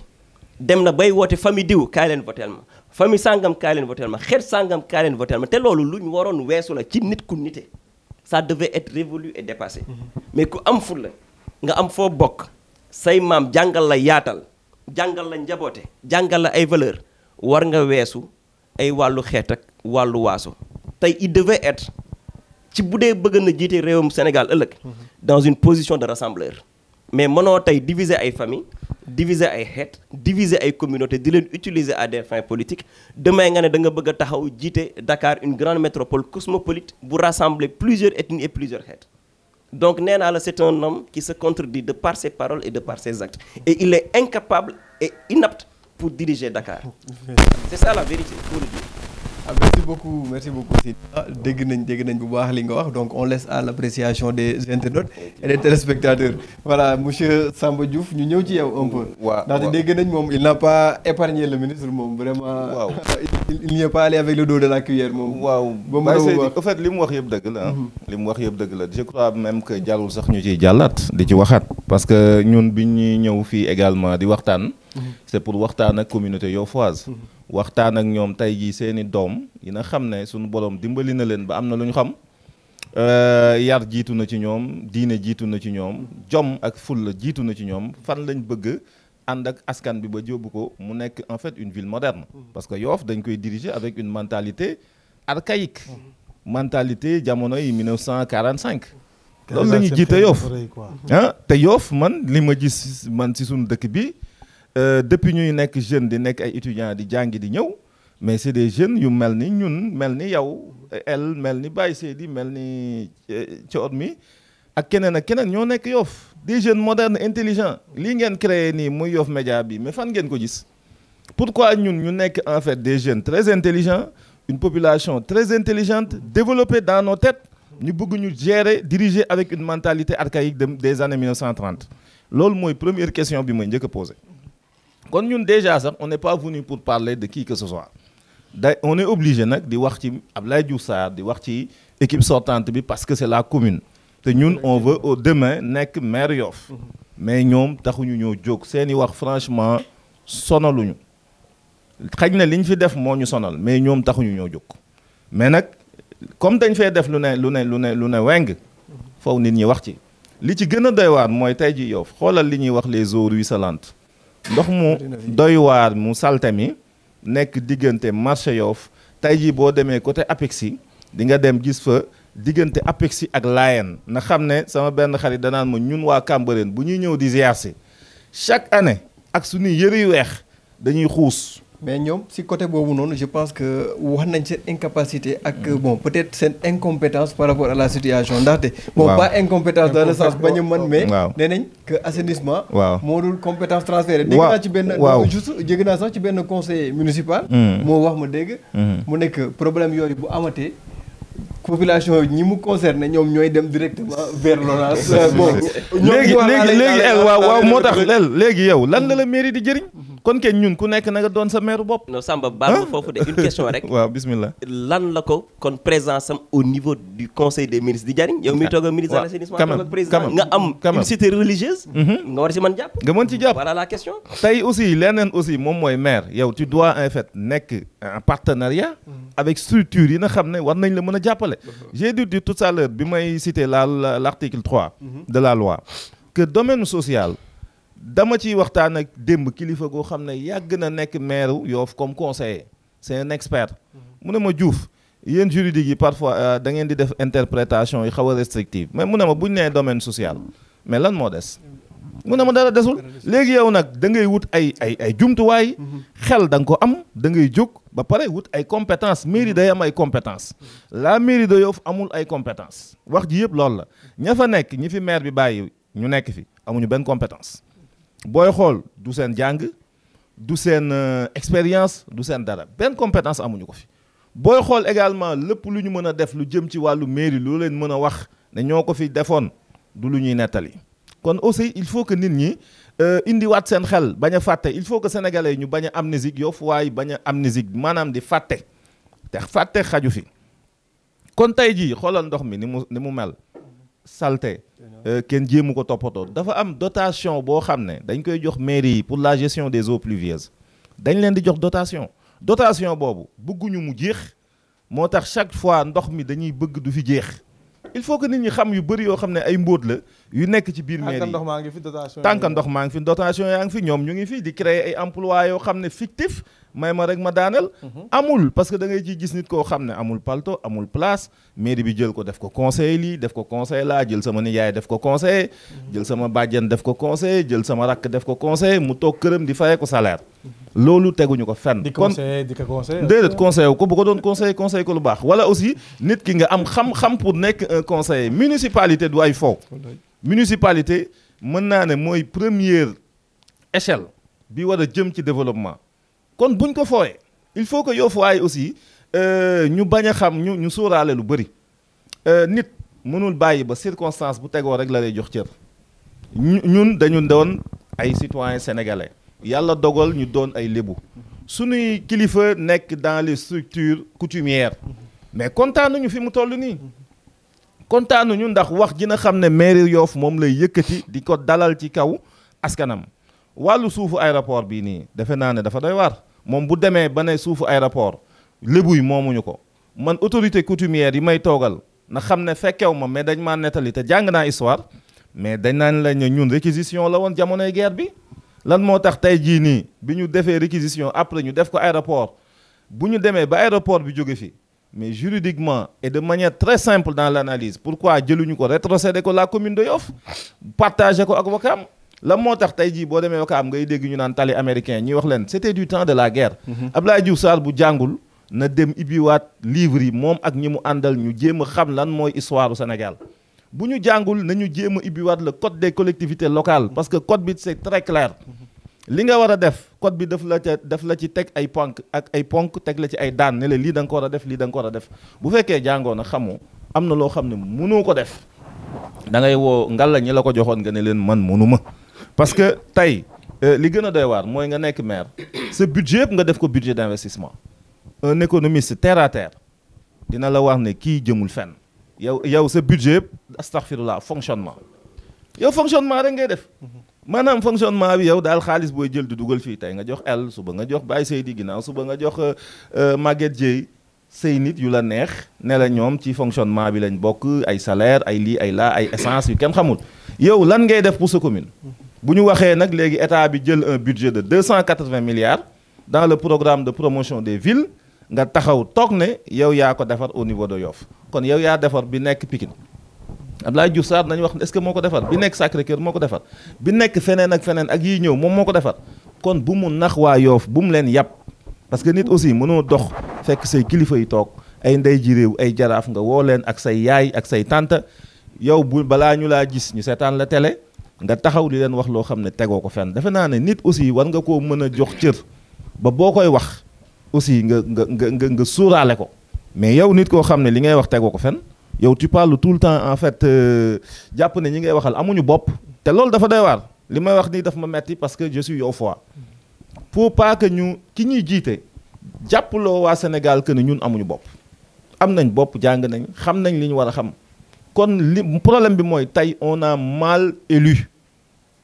déjà sax man j'ai confiance au Yofoa parce que foo wër dañ naan la ñun maire bi moom désinvestir nañ ko si je me permets le mot ñun kenn li ñuy xalaat mooy yéen ñii di ñëw ci ñun ku ñu ciy présenter programme bu baax ñu ànd ak moom mais maire bi moom wàccee nañ ko ba pare parce que moo wàccee boppam liggéeyul ñamu ànd liggéeyuñu amuñu métier xamuñu toppatoo ñu Yoff tey jii nii dafa am lu am solo lu Baye Seydi doon wax sur la loi d'orientation des PME am na yeneen jumtuwaay temps est passé créé nañ fi un code de la loi sur les startups ñun ñi ñoo ko doon defar yéen ñii mën nañ leen jàpp ay startup média Yoff le code des investissements mais dafa am ay bénéfices maanaam ay njëriñ yu ci nekk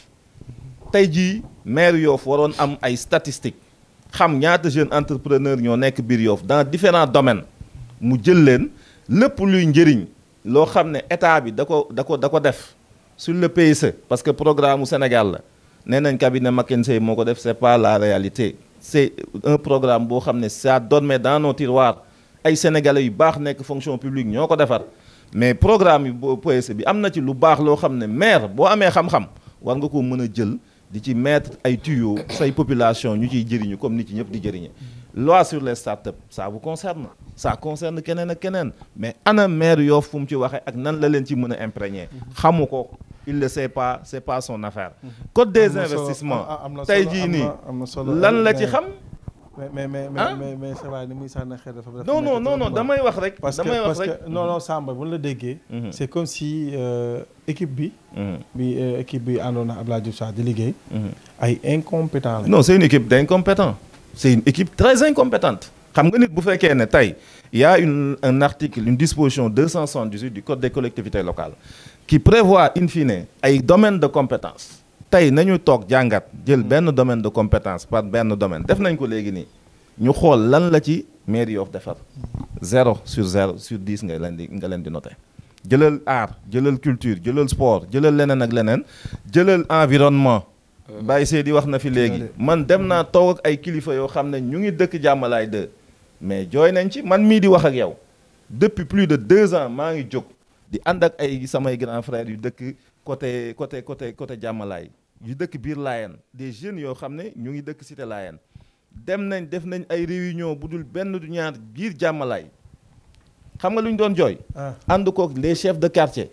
ni ñu caxatee littoral boobu nga jóg dem maire Yoff man maay bind ci sama loxo di leen avertir di leen wax ginnaaw suba nga jóge fa demaat ci beneen autorité alerté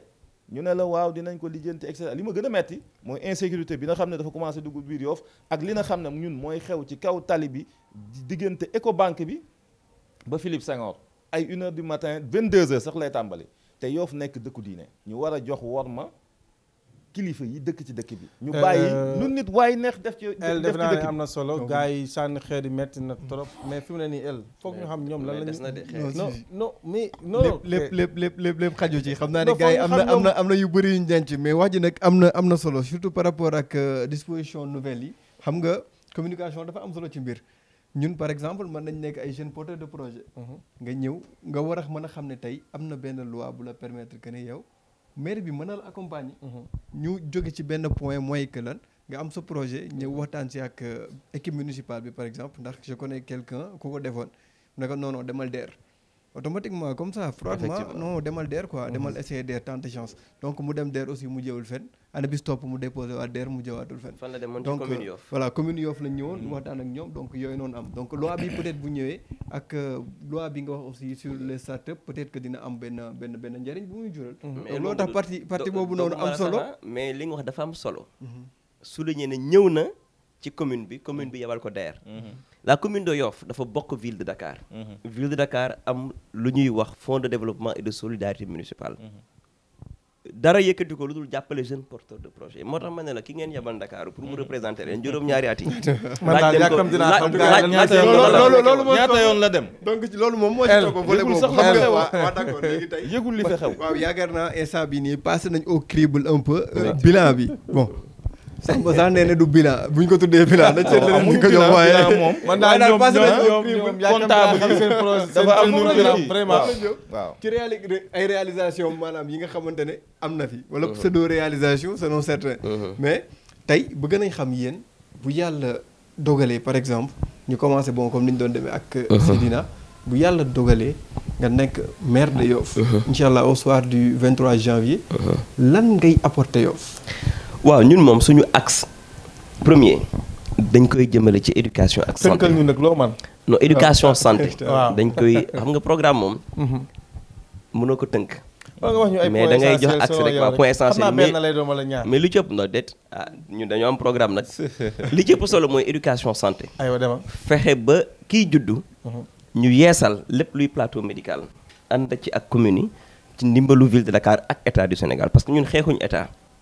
xeexuñu état na leer lépp lu ñuy defe ji ñun collectivité territoriale lañ ko nar a ànd ak ville de Dakar ak état du Sénégal boo jëlee boobu bëgg nañu ba ñu jógee ci éducation santé bëgg nañu jublu bu baax it ci wàllu culture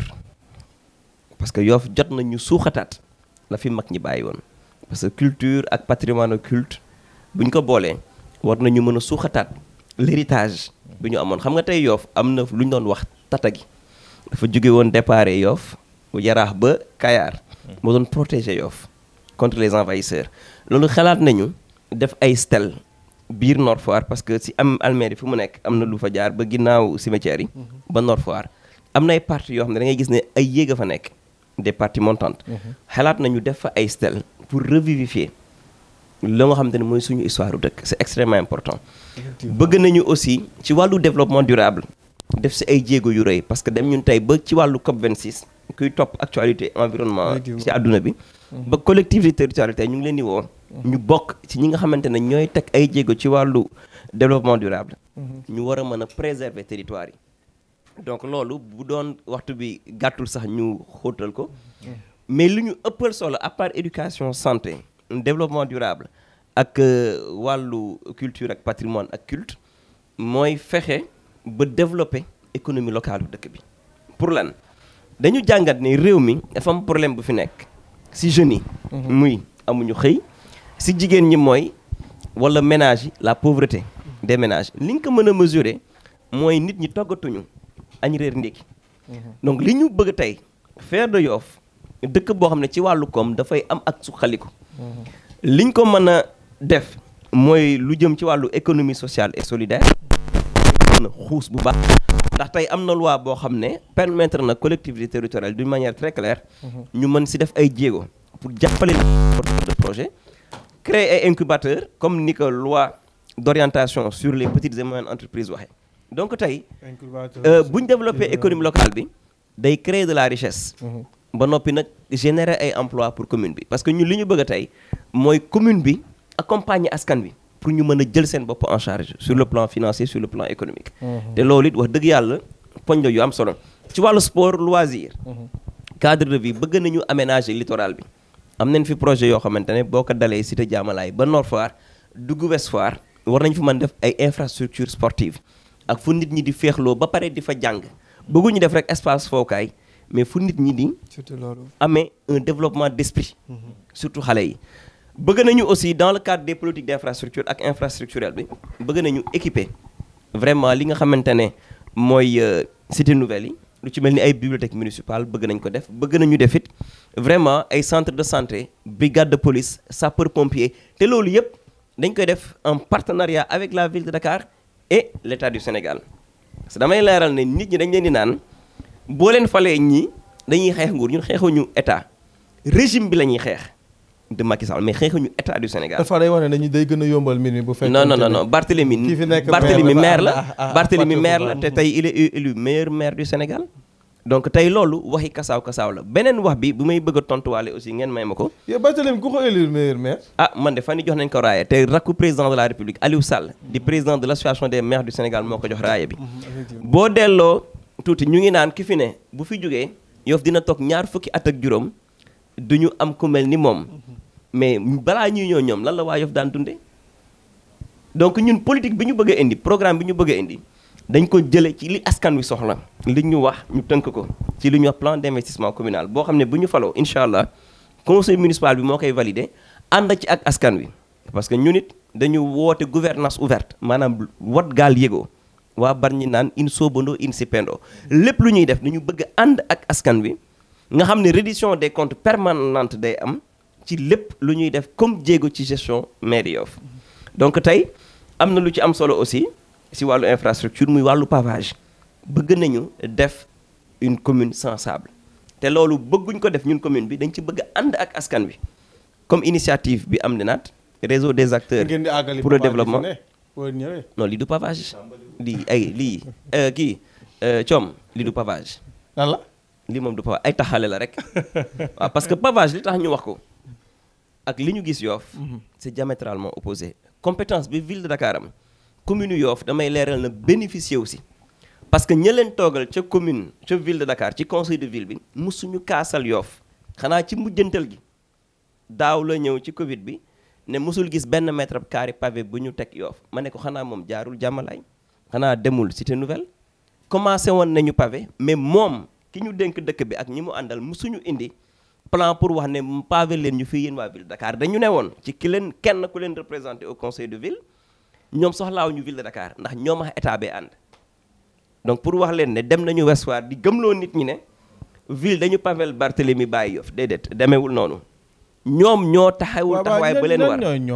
ñoom waa maire bi maire beeg ay adjoint ok ñoo fi nekk di ëlëb xelu nit ñi di wax waa Yoff yu amul mais nag xam nga fii moom wax boo wax dina am incha allah ay xale yu fi nekk yu la tontu moo tax it kuy wax waxal loo xam kuy digit diggéel loo xam am na solo parce que li ci am solo mooy développement balaa nga koy proposer dëkk da nga koy proposer ci dëgg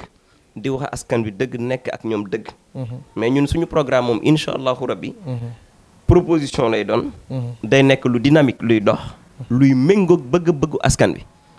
parce que lu ñu gën a bëgg incha allah bu ñu faloo mooy def des budgets participatifs mais nooy xamee ne loolu day méngoo bëgg-bëgg askan wi te yow laajoo askan wi askan wi ñun ñu ngi tëju sa néeg ñu ngi proximité ñun dañoo proximité ba ngeer dañoo ñoom nga tëju dañoo proximité ba mënatuñ màgg dañoo dox Yoff wër Yoff ba mënatuñ màgg pour lan déglu askanu Yoff moo tax ñun balaa ñuy sax laaj baatu askan wi ñu ngi utal waa Yoff ay solution ci jafe-jafe yi ñu tontu liñ fi mayee ci ay bourses ñëpp dégg nañ ko plus de 5000 bourses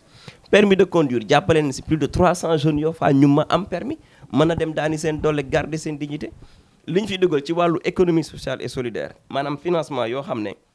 taux bu néew la wala des fois 0% ëpp na 50 millions di dem. ak yeneen ak yeneen ak yeneen. sool yi moom Abdoulaye Diouf Sarr moom parce que moo fi mas a joxe xar. moo fi mas a joxe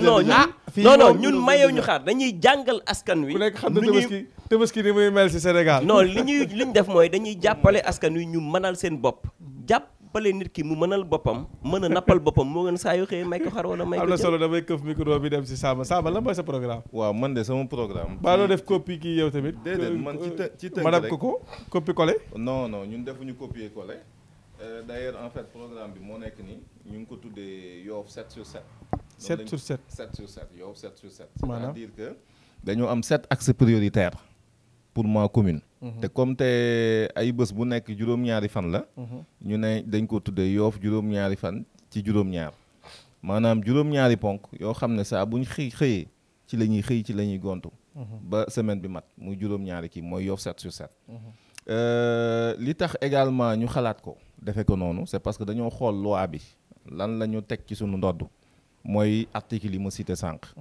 article 3 bi article 278 bi na xam ne dafa ne collectivité locale da nga war a maanaam développer ay programme man du ma sax wax politique mais ay programme yu jëm ci wàllu santé wàllu éducation ci wàllu environnement wàllu social ñun ci kaw loolu ci lañ développer suñu programme premier axe bi dañ ko tuddee ne ñun dañoo bëgg commune Yoff ni ñu ko waxee ci tubaab passer d'un espace local passif à un cadre dynamique générateur d'initiative de développement maanaam dootul nekk commune boo xam ne rek day toog di xaar ñu koy compal mais nit ki da nga war a xool boo dee maire nga sa dëkk nan ngay fexe ba mu jëm kanam ba mu développé wu parce que commune dafa nekk li may wax chaque jour ci tubaab premier pan wu échelle de croissance wu ville de Dakar commune bu ci nekk da nga ko man wala Dakar ndax Dakar jëm kanam te Yoff da cee waroon a jiitu ndax Yoff moo doon entrée wu Dakar kon ñun ñu ne ci kaw loolu comme te Yoff 14 kilomètres la plus de 60 000 habitants nekk fi mais il faut que ñu xool nan la ñuy gérer commune bi valoriser potentialité yi nga xam ne moo nekk biir Yoff ci côté jigéen ñi côté góor ñi et cetera ci kaw loolu man tàmbali naa mag waa gëm sa bopp ñi ma àndal léegi fi mu toll nii bëri na ay groupement de femmes yoo xam ne dama dem ci ñoom ne leen yéen ndax am ngeen ay këyit pour liggéey ñu ne ma ñun calebasse lañ am léeg-léeg diw jaar fi ñëw may ñu 100 000 keneen kii ci temps wu élection yi nag lañ koy def di leen may ay 100 000 mais ne leen 100 000 yi de jëriñu leen dara ñu ne 100 000 yi de buñ ko séddoowee sax duñ jëriñ dara mais comme te nit moom buñ la joxee teraanga doo ko delloo dañuy jël ma ne leen ku leen jox jël leen parce que xaalisu mairie bi la keneen ku koy politiquer pour naxe leen ko it di leen jox ay 100 000 ak 50 000 jël leen te xam ne nit kenn du ko jënd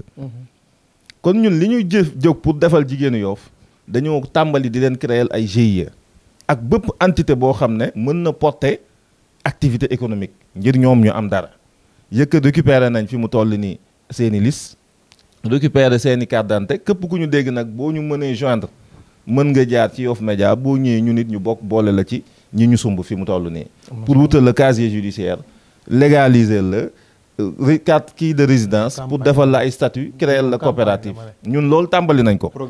boo demee Tongoor fii moom programme am campagne la ma ne ko programme lay dégg déet programme la te mën naa laa jox ay tur léegi nga dem Tongoor gi non demal continuer dem Denaat dem Laayeen dem feneen ak feneen 7 points yi rapidement instant yi ñu ngi leen di defal ay statut pour defaral leen kii beneen point bi moom mooy encadrement ak renforcement dynamisme socio-économique yi nekk biir Yoff maanaam da ngay gis Yoff ay pêcheurs ay nappkat fekk Yoff également ay ouvriers ci domaine yu bëri menuisier maçon et cetera tey jii Yoff dafa am benn association bu ñu tuddee des ouvriers de Yoff ñu ngi dëkk fii nii ci marché bi nee nañ fëgg nañ buntu maire à plusieurs reprises maire bi du leen recevoir adjoint au maire du leen recevoir kenn recevoiru leen ma ne leen man bés bu ma nekkee maire damay créer li ñuy wax ci tubaab un consortium des métiers à Yoff consortium des métiers boo ko déggee c'est une grande entreprise boo xam ne lépp luy métier dañ koy dugal ci biir et bu ñu leen dugalee ci biir lan lay jëriñ objectif bi maanaam bu jaree ñu yokk leen formation parce que maire aussi da ngay njaflax da ngay jóg xam li xew ci dëkk bi xam li xew ci àdduna bi ci bitim réew wuti ay partenaires di defal say waa réew ay formation di wuti ay investissement di wut ay partenaires ay ONG et cetera ñu ngi fii ci dëkk bi du mu tudd benn nga wutal ko defal ko sa consortium boobu ba pare objectif bi mooy marché communal bu jënn man maire laa maîtriser naa code des marchés publics maa ngi liggéey ak ay nit yoo xam ne ils sont compétents ñu ngi ci biir mais dinañ def de telle sorte que les marchés yi jënn ci mairie bi waa Yoff buñ ci ëppalewul it dinañ ci am wala ñoom yëpp ñoom lañ koy jox parce que on a des bras pour ñu gérer ko kon consortium boobu ñu bëgg a créer des marchés des métiers à Yoff consortium boobu loolu lay jëriñ ak li ma wax léegi formaliser jigéen ñi nga xam ne ay calebasse lañ yor ñu leen di nax di leen jox ay 100 000 ak ay 50 000 yaakaar na jigéen Yoff dañ koy jënd leneen li nga xam ne mooy troisième point bi moom mooy la gestion hautement responsable de l'environnement et de l'hygiène publique li ñuy def nii wut ay jigéen di leen baleloo fay leen ay 35 000 40 000 te ku ñëwul ndaje Benno Bokk Yaakaar ñu dàq la loolu it c'est à préciser bu ñu wootee seen ndaje politique yi ñoom waa Benno waa mairie bi ku ñëwul dañ lay dàq ku ñëwul fa ñii di bale ñii bale ku ñëwul dañ lay dàq man j'ai des témoignages dañ lay dàq tout récemment rek am na xale bu dëkk fii ci Yoff moom ak jabaram lañ boole dàq leen ndax lan am kaas bu ñu doon kaas rek jëmale ci Benno Bokk Yaakaar ak waa mairie bi te ñoom fa lañ bokk ñu jël leen dàq leen ne leen dañ leen dàq ñàkk nañ emploi jëkkër ji jabar ji ñoom ñëpp liggéeyatuñu loolu nit kuy wutal sa askan emploi est-ce que di nga ko def kon ñun ñu ne nañu jël environnement hygiène publique créer li ñuy tuddee ay commissaire à l'hygiène publique ASC yi ñu ngi fi mën nga jël benn capitaine ASC koñ bi siw na xale yi foin nañ ko et cetera nga ne ko yow tu seras un commissaire à l'hygiène publique def ko jàmmalaay def ko ndeenaat def ko mbengeen def ko ngapparu def ko laayeen comme ça ñu ne kii el mi bu jénnee di waxu hygiène publique xale yëpp topp ko parce que xam nañ el ci koñ bi la dëkk te xam nañ njëriñ bi mu amal koñ bi moo gën jël ay soxna jox leen ñuy bale joxoo leen benn jumtuwaay lu nekk mën na leen dal te boo wootee ndaje bu ñëwul nga dàq leen ñun nag dinañ leen jël mettre leen en rapport ak structure yu baax yi ne ci dëkk bi former leen wutal leen des emplois stables waxuma ay emploi yoo xam ne bu mairie bi naawee nga naaw de topp ko emploi stable yoo xam ne lu mën a xew ëllëg yow di nga am sa emploi di nga am sa formation te bu la neexee nga jënd feneen dem liggéeyi. Quatrième point ci sunu programme ñu ngi ko tuddee la création de nouvelles structures de santé et d'une assurance maladie pour le secteur informel à Yoff. Structure de santé yi defe naa wax nañ ci ba doyal amul Ouest Foire amul Nord Foire amul fenn ñoom dama leen dem virage keroog ma ne leen yéen boo leen amee cas d'urgence guddi fu leen jëm Philippe Senghor xaw na leen sori ak feneen fu ñu jëm ñooñu maire Yoff dafa engagé woon ne leen dina leen defal ay structure de santé defu ko ñun on s'engage gëm sa bopp à créer de nouvelles structures de santé yuy polariser maanaam yuy ëmb zone yooyu ba pare leneen li ma ëppal solo ci sama programme mooy assurance maladie on est à l'ère du digital instant bi CMU mu ngi def lu am solo mais maire Yoff joué ci rôle ñun on va appuyer enrôlement bi maanaam mën na ci jouer rôle il est déjà ministre de la santé bien vrai que CMU ci beneen ministère de tutelle la nekk mais moom santé la kon waroon na ci jouer rôle dans l'enrôlement ak également comme ni moroomu meeram yi di def di indi tuuti subvention pour que yenn mutuelle yi dox waaw léegi man li may créer man bu ma ñëwee je vais créer benn mutuelle bële dama koy encourager mais créer benn assurance digitale boo xam ne 2500 ba 3000 boo ko souscrire à partir d'une application boo xam ne ay jeunes Yoff laay jox ñu créer ko ci cadre consortium bi chaque weer ñuy dugal montant boobu boo amee 5000 personnes yoo enrôlé wala nga am 1000 personnes yoo enrôlé ñaata la ci xaalis kuy dugal 3000 francs c'est un business man lépp lu may def maanaam ci wàllu mairie bi da ngay xalaat modèle économique bi xalaat également boo nekkee maire foo jëlee ji xaalis mais toog rek naan na ma état jox na ma ville de Dakar jox nañ ma dotation non da ngay wuti ji xaalis kon lii c'est un business qui est derrière. En plus le secteur informel ñun ñii di liggéey ci bureau yi suñuy jabar bu ñu amee tout tànk dem tëdd clinique bu ñu bëggee ordonnance également wuti ko ci pharmacie yi jor suñuy bon de commande pourquoi tey jii nit ki tëdd këram wala nekk dans le secteur informel muy soxna buy yëngu ci géej nekk mool jëkkëram nekk mool wala mu nekk menuisier warul mën a am une assurance maladie boo xam ne ça lui permet bu feebaree faj boppam faj njabootam bu bëggee également ordonnance ñu conventionné la mairie de Yoff dirigée par Gëm sa bopp avec toutes les officines yu nekk biir Yoff nga dem fa jot sa bon de commande ci sa téléphone dem récupérer sa garab ñëw toog maire Yoff di fay di la jàppale di la subventionné deux derniers yi moom mooy dañuy initier li ñuy wax la stratégie de développement intercommunal avec toutes les communes du Sénégal dañ koy commencer stratégie de développement intercommunal moom mooy lëkkaloo parce que code bi moo ko wax maire tu n'es pas obligé toog sa dëkk mën ngaa jóg lëkkaloo ak yeneen maire yi nekk Sénégal te bañ a xiiroo ngaay ak ñoom même boo bokkul ak ñoom parti da nga war a jóg xam ne yéen développement local moo leen tax a jóg nga jóge fii dem seeti maire u Thiès dem seeti maire bu nekk Kaolack dem seeti maire bu nekk le ku nekk la nga am la nga gënale ngeen boole ko mutualiser tey jii Yoff dama koy faral di wax jaay nañ sunu suuf amatuñ suuf fu ñu tabax tey académie des sports bi ma nee sax dama ko bëgg defar Yoff il faut nga wuti ko wala nga jéem a xaj-xajal léegi tey ji Yoff agro business dafa am doole ci dëkk nee naa suuf si jaay nañ suuf si mais jaay nañ géej gi pourquoi pas ñu développer agro business boo xam ne ce sera dans le cadre du développement intercommunal en partenariat avec des autres maires yi nekk dans d'autres communes du Sénégal ngay jël ay jeunes Yoff tu mets à leur disposition ay moyens de transport ñuy dem di liggéeyi dans une zone man je me suis déplacé personnellement j'ai des amis qui sont dans l'agrobusiness gis ay zone yoo xam ne boo jénnee Dakar fii rek dëkk bi yëpp àll la mais agrobusiness moom xaalis am na ñoo xam ne tey jii ñu ngi toog ci sa nduq di gagner des millions et des millions di exporter di mbay di exporter pourquoi Yoff mënul jël ay doomam dugal leen ci circuit yooyu au lieu que nga leen di jël di leen def ay daajikatu table marché nga jël leen utiliser leen ñuy dem di liggéeyi di wàcc di ñibbi si biir Yoff di gagné nga ciy gagné mairie bi di ci gagné mairie jàmbur di ci gagné kon nañuy lire code bi nañuy dem di xool li nga xam ne bés booy sumb dara da ngay xool li la ci war nga xool ko ba xam ko doogu sumb dara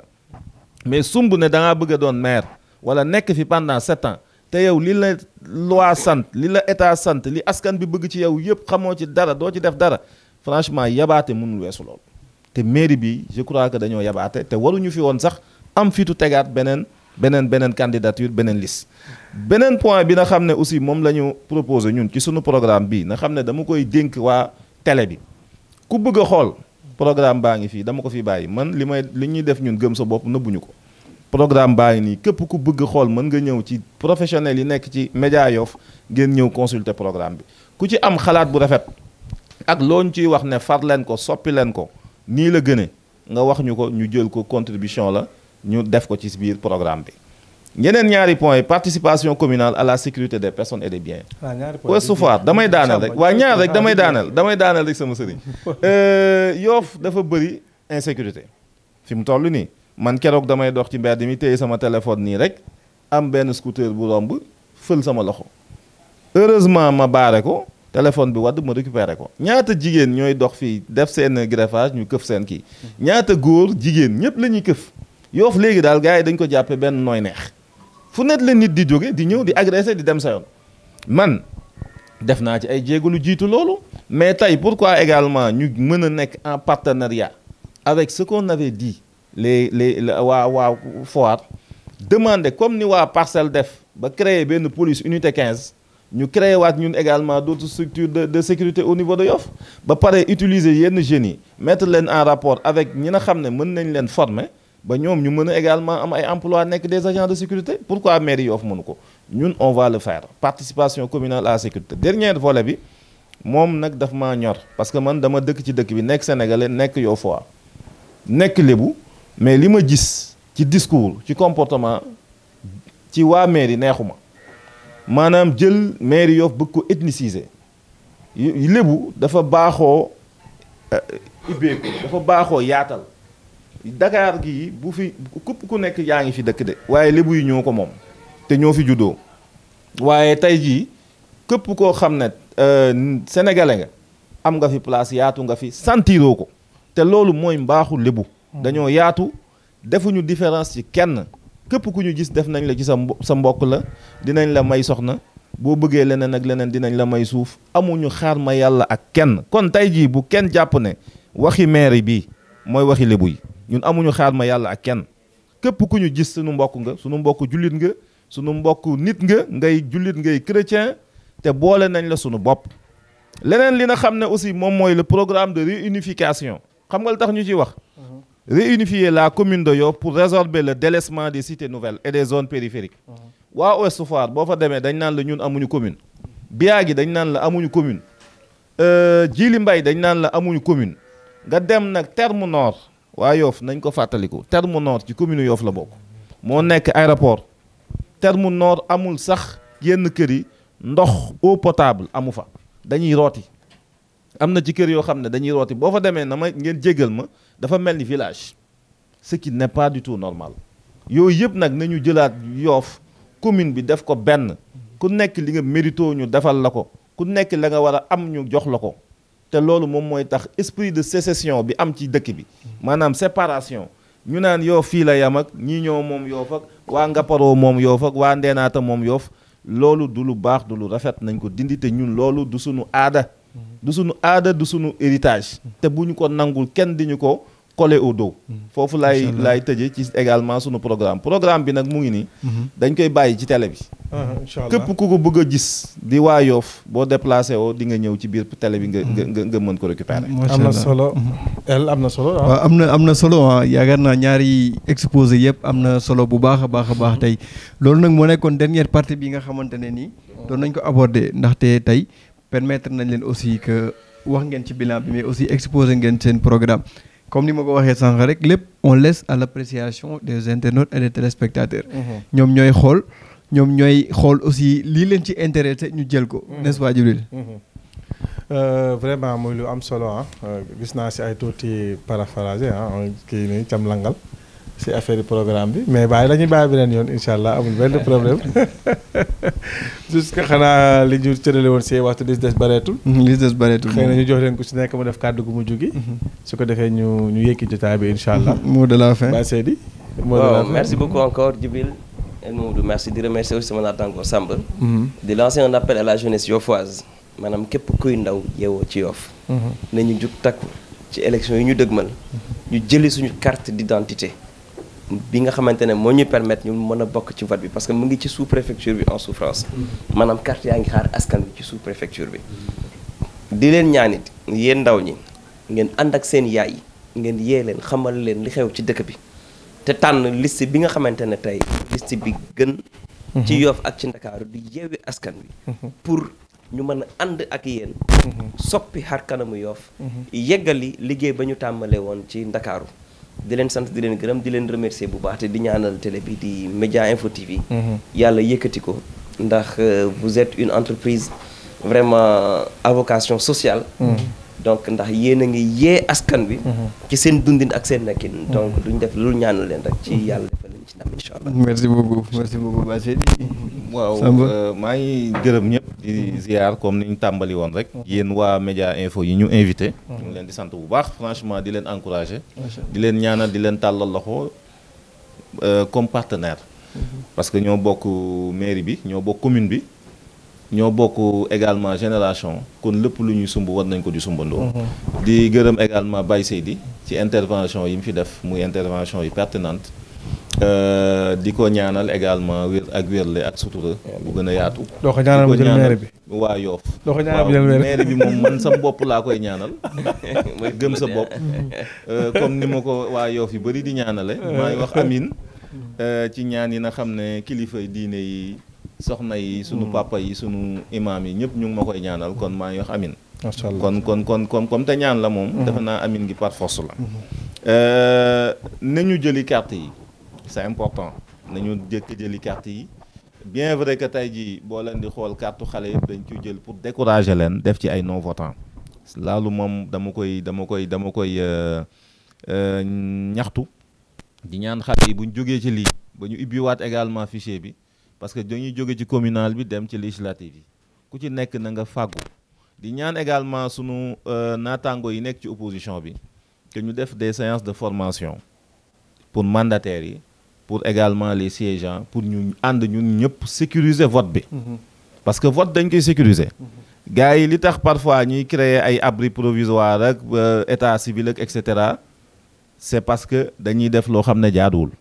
fi mu toll nii maanaam mënoon nañ dem élection te listu Benno Bokk Yaakaar du ci bokk parce que waa Yoff duñu leen votel mais dinañ dem te dinañ fexe it également defi pexe kon ñu nit nañu defi pexe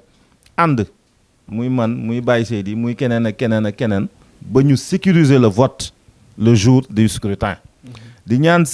Yoffois yi également ne leen coalition gëm sa bopp bi ma xam ne man dañ ma jiital Samba Diouf te Bougane Gueye Dany jiital ko au niveau national muy le président Bougane nga xam ne kenn du ko présenté ci Sénégal ci jëf ju baax ju muy def ak jàppale ju muy jàppale askan wi te xaarul élection te xaaru ci dara sunu spécimen moo nekk nii képp koo xam ne jàpp nga ne li Bougane Gueye Dany di def Sénégal di jël ay emploi plus de 200 emplois di ko fi def ak jàpp nga ne Samba Diouf ak coalition gëm sa bopp bu Yoff am nañ compétence ak capacité ak njub pour diriger Yoff ak si kaw sunu programme bii ñu kii boo ñuy jàppalee nag ñu jàppalee jël enveloppe bi sa enveloppe nga dugal ci sunu spécimen sunu bulletin de vote nga jàppalee ñu ko ndax bu le 23 wee ñu nekk ki nga xam ne bu ëllëgee ñu ñooy ànd ak waa Yoff yëpp nag ñooy ànd ak waa Yoff parce que dama am sama maam bu tuddoon Bugguma Jaañ daan wax naan waa goney lébu mën ngeen a xeex waaye mënoo leen xastante kon loolu li muy wane moom mooy askan wi dañ ko bokk kon nañuy waxante dëgg di jëf dëgg bu dëgg jotee ñu wax ko bu ñu paree ci loolu it ñu jàll ci leneen parce que nit ñi amuñu jot Sénégal dafa nekk un pays sous-développé Yoff waroon développé depuis des années Yoff développé wul di dellu ginnaaw à cause d'une mauvaise gestion de la commune kon it nañu làbbaliwaat fas wi te jàppaat waat xam ne liggéey jot na ñu ngi leen di sant di leen gërëm. merci beaucoup monsieur Diouf xanaa jib lan ngay tàggoo. waaw cant ak gërëm rek di vraiment si suñu ñaari invité yi vraiment plateau bi riche na. waxtaan na aussi vraiment da ngay sentir ne vraiment liñ doon xaar si ñoom aussi joxe nañ ko si wàllu njàngat ak seen programme yu riche yi macha allah malgré tooñ yi ma tooñ yëpp ñu leen di jaajëfal aussi di leen souhaiter aussi. fin d'année boo xamante ne bu mucc ayib la ñu ñaan borom bi aussi subhanahu wa taala ñu dugg ci at mu bees li gars yi di wax rek su naree ñaaw yàlla na dàq fuuf 2021 bi neex naa daal su ko defee ay projet yu réalisé wu macha allah mbokk yi xarit yi di leen bëggee di leen safoo yéen ñi nga xamante ne ñuy topp saa su nekk si suñu émission El kontaan nañu bu baax a baax a baax. merci beaucoup Djib yaakaar naa kontaante bi tey fii la ëppee. ndaxte déjà envers suñu invité yi nga xamante ne tey dëgg la jour bu xat la et tout mais bàyyi nañ seen ay yitte yëpp. ñëw passé ak ñun fin d'année bi muy lu am solo. vraiment di wax aussi waa Yoff yëpp que ne Média Info TV seen kër la. seen kër la ñun amuñu xàjj ak seen ñëpp lañ boole. yàlla sax moo ko def déjà. jël ñëpp boole leen Yoff Média Info ba yàlla def tey Yoff Média Info boobu di devenir Média Info TV. donc di souhaiter aussi une très bonne et heureuse année 2022. du ma ne yàlla na dàq 2021 ndax 2021 moom dara sax moo ko dàq donc yàlla na ko yàlla def at moo xamante ne nii atu naataange lay nekk. at moo xamante ne nii aussi képp koo xamante ne nii mu ngi yeewoo Yoff dina ci sentir boppam. mais di remercier aussi ñi nga xamante ne nii jëpp. yaakaar naa luñ doon ñoom ñoo tax. muy waa Yoff yëpp. ndax ñoom ñooy seetaan yaakaar naa bu doon dañuy produire rek. kenn duñu seetaan bu boobaa moom mën nañoo toog. mën nañoo tëj ndax du am benn sens. donc ñu ngi leen di remercier bu baax a baax a baax. di remercier aussi équipe technique bi nga xamante ne nii yaakaar naa sans ñoom dara du am. sans ñoom dara du am. ñoom ñooy bàyyi seen ay yitte ñëw di def affaire yi ba mu mel ni mu war a mel macha allah. te bañ a fàtte aussi suñu partenaires yi nga xamante ne ñoom lañ ci àndal. bi Floria la muy tee boo xamante ne ni yaakaar naa baax na ci ñi nga xamante ne ñooy politique actuellement borom proximité yeex yooyu ndax mën na leen jàppale ci tooy yu metti yi ca warte yeeg yooyu baax na ci xale yi aussi baax na ci mag donc Floria la tudd ngeen xàmmee ko muy entreprise boo xamante ne ni doomu Yoff moo ko moom te muy nekk bu bokk ci partenaires yi nga xamante ne ñoo gën a am solo aussi ci télé bi Média Info TV mais sans oublier aussi bergerie Mahdiyoul Muntazar boobu aussi doomu Yoff ko moom te yàgg na représenté Yoff ci ay compétition yu mag a mag au niveau national ba ci am ay raaya yu am solo yu am solo yoo xamante ne ni mu ngi koy indi au niveau de Yoff donc suñu ñaari partenaires yu am solo yooyu aussi ñu ngi leen di remercier bu baax donc ci noonu lañ leen di jox dig daje xam naa ne année prochaine sax la ñuy wax bu ñu xëyee sax mën nañu wax ne ñu ngi ci année prochaine donc di leen jox dig daje incha allah en 2022 ak un programme très riche ak un programme vraiment varié contenu bu am solo boo xamante ne nii képp koo xamante ne nii yaa ngi suivre Média Info TV dañ ci gis sa bopp donc si noonu lañ leen di remercier waat duñ ci jóg duñ ci tàyyi di leen remercier waat bu baax a baax te di leen wax ne Média Info TV yéen la fi nekkal l'image des gens d'ici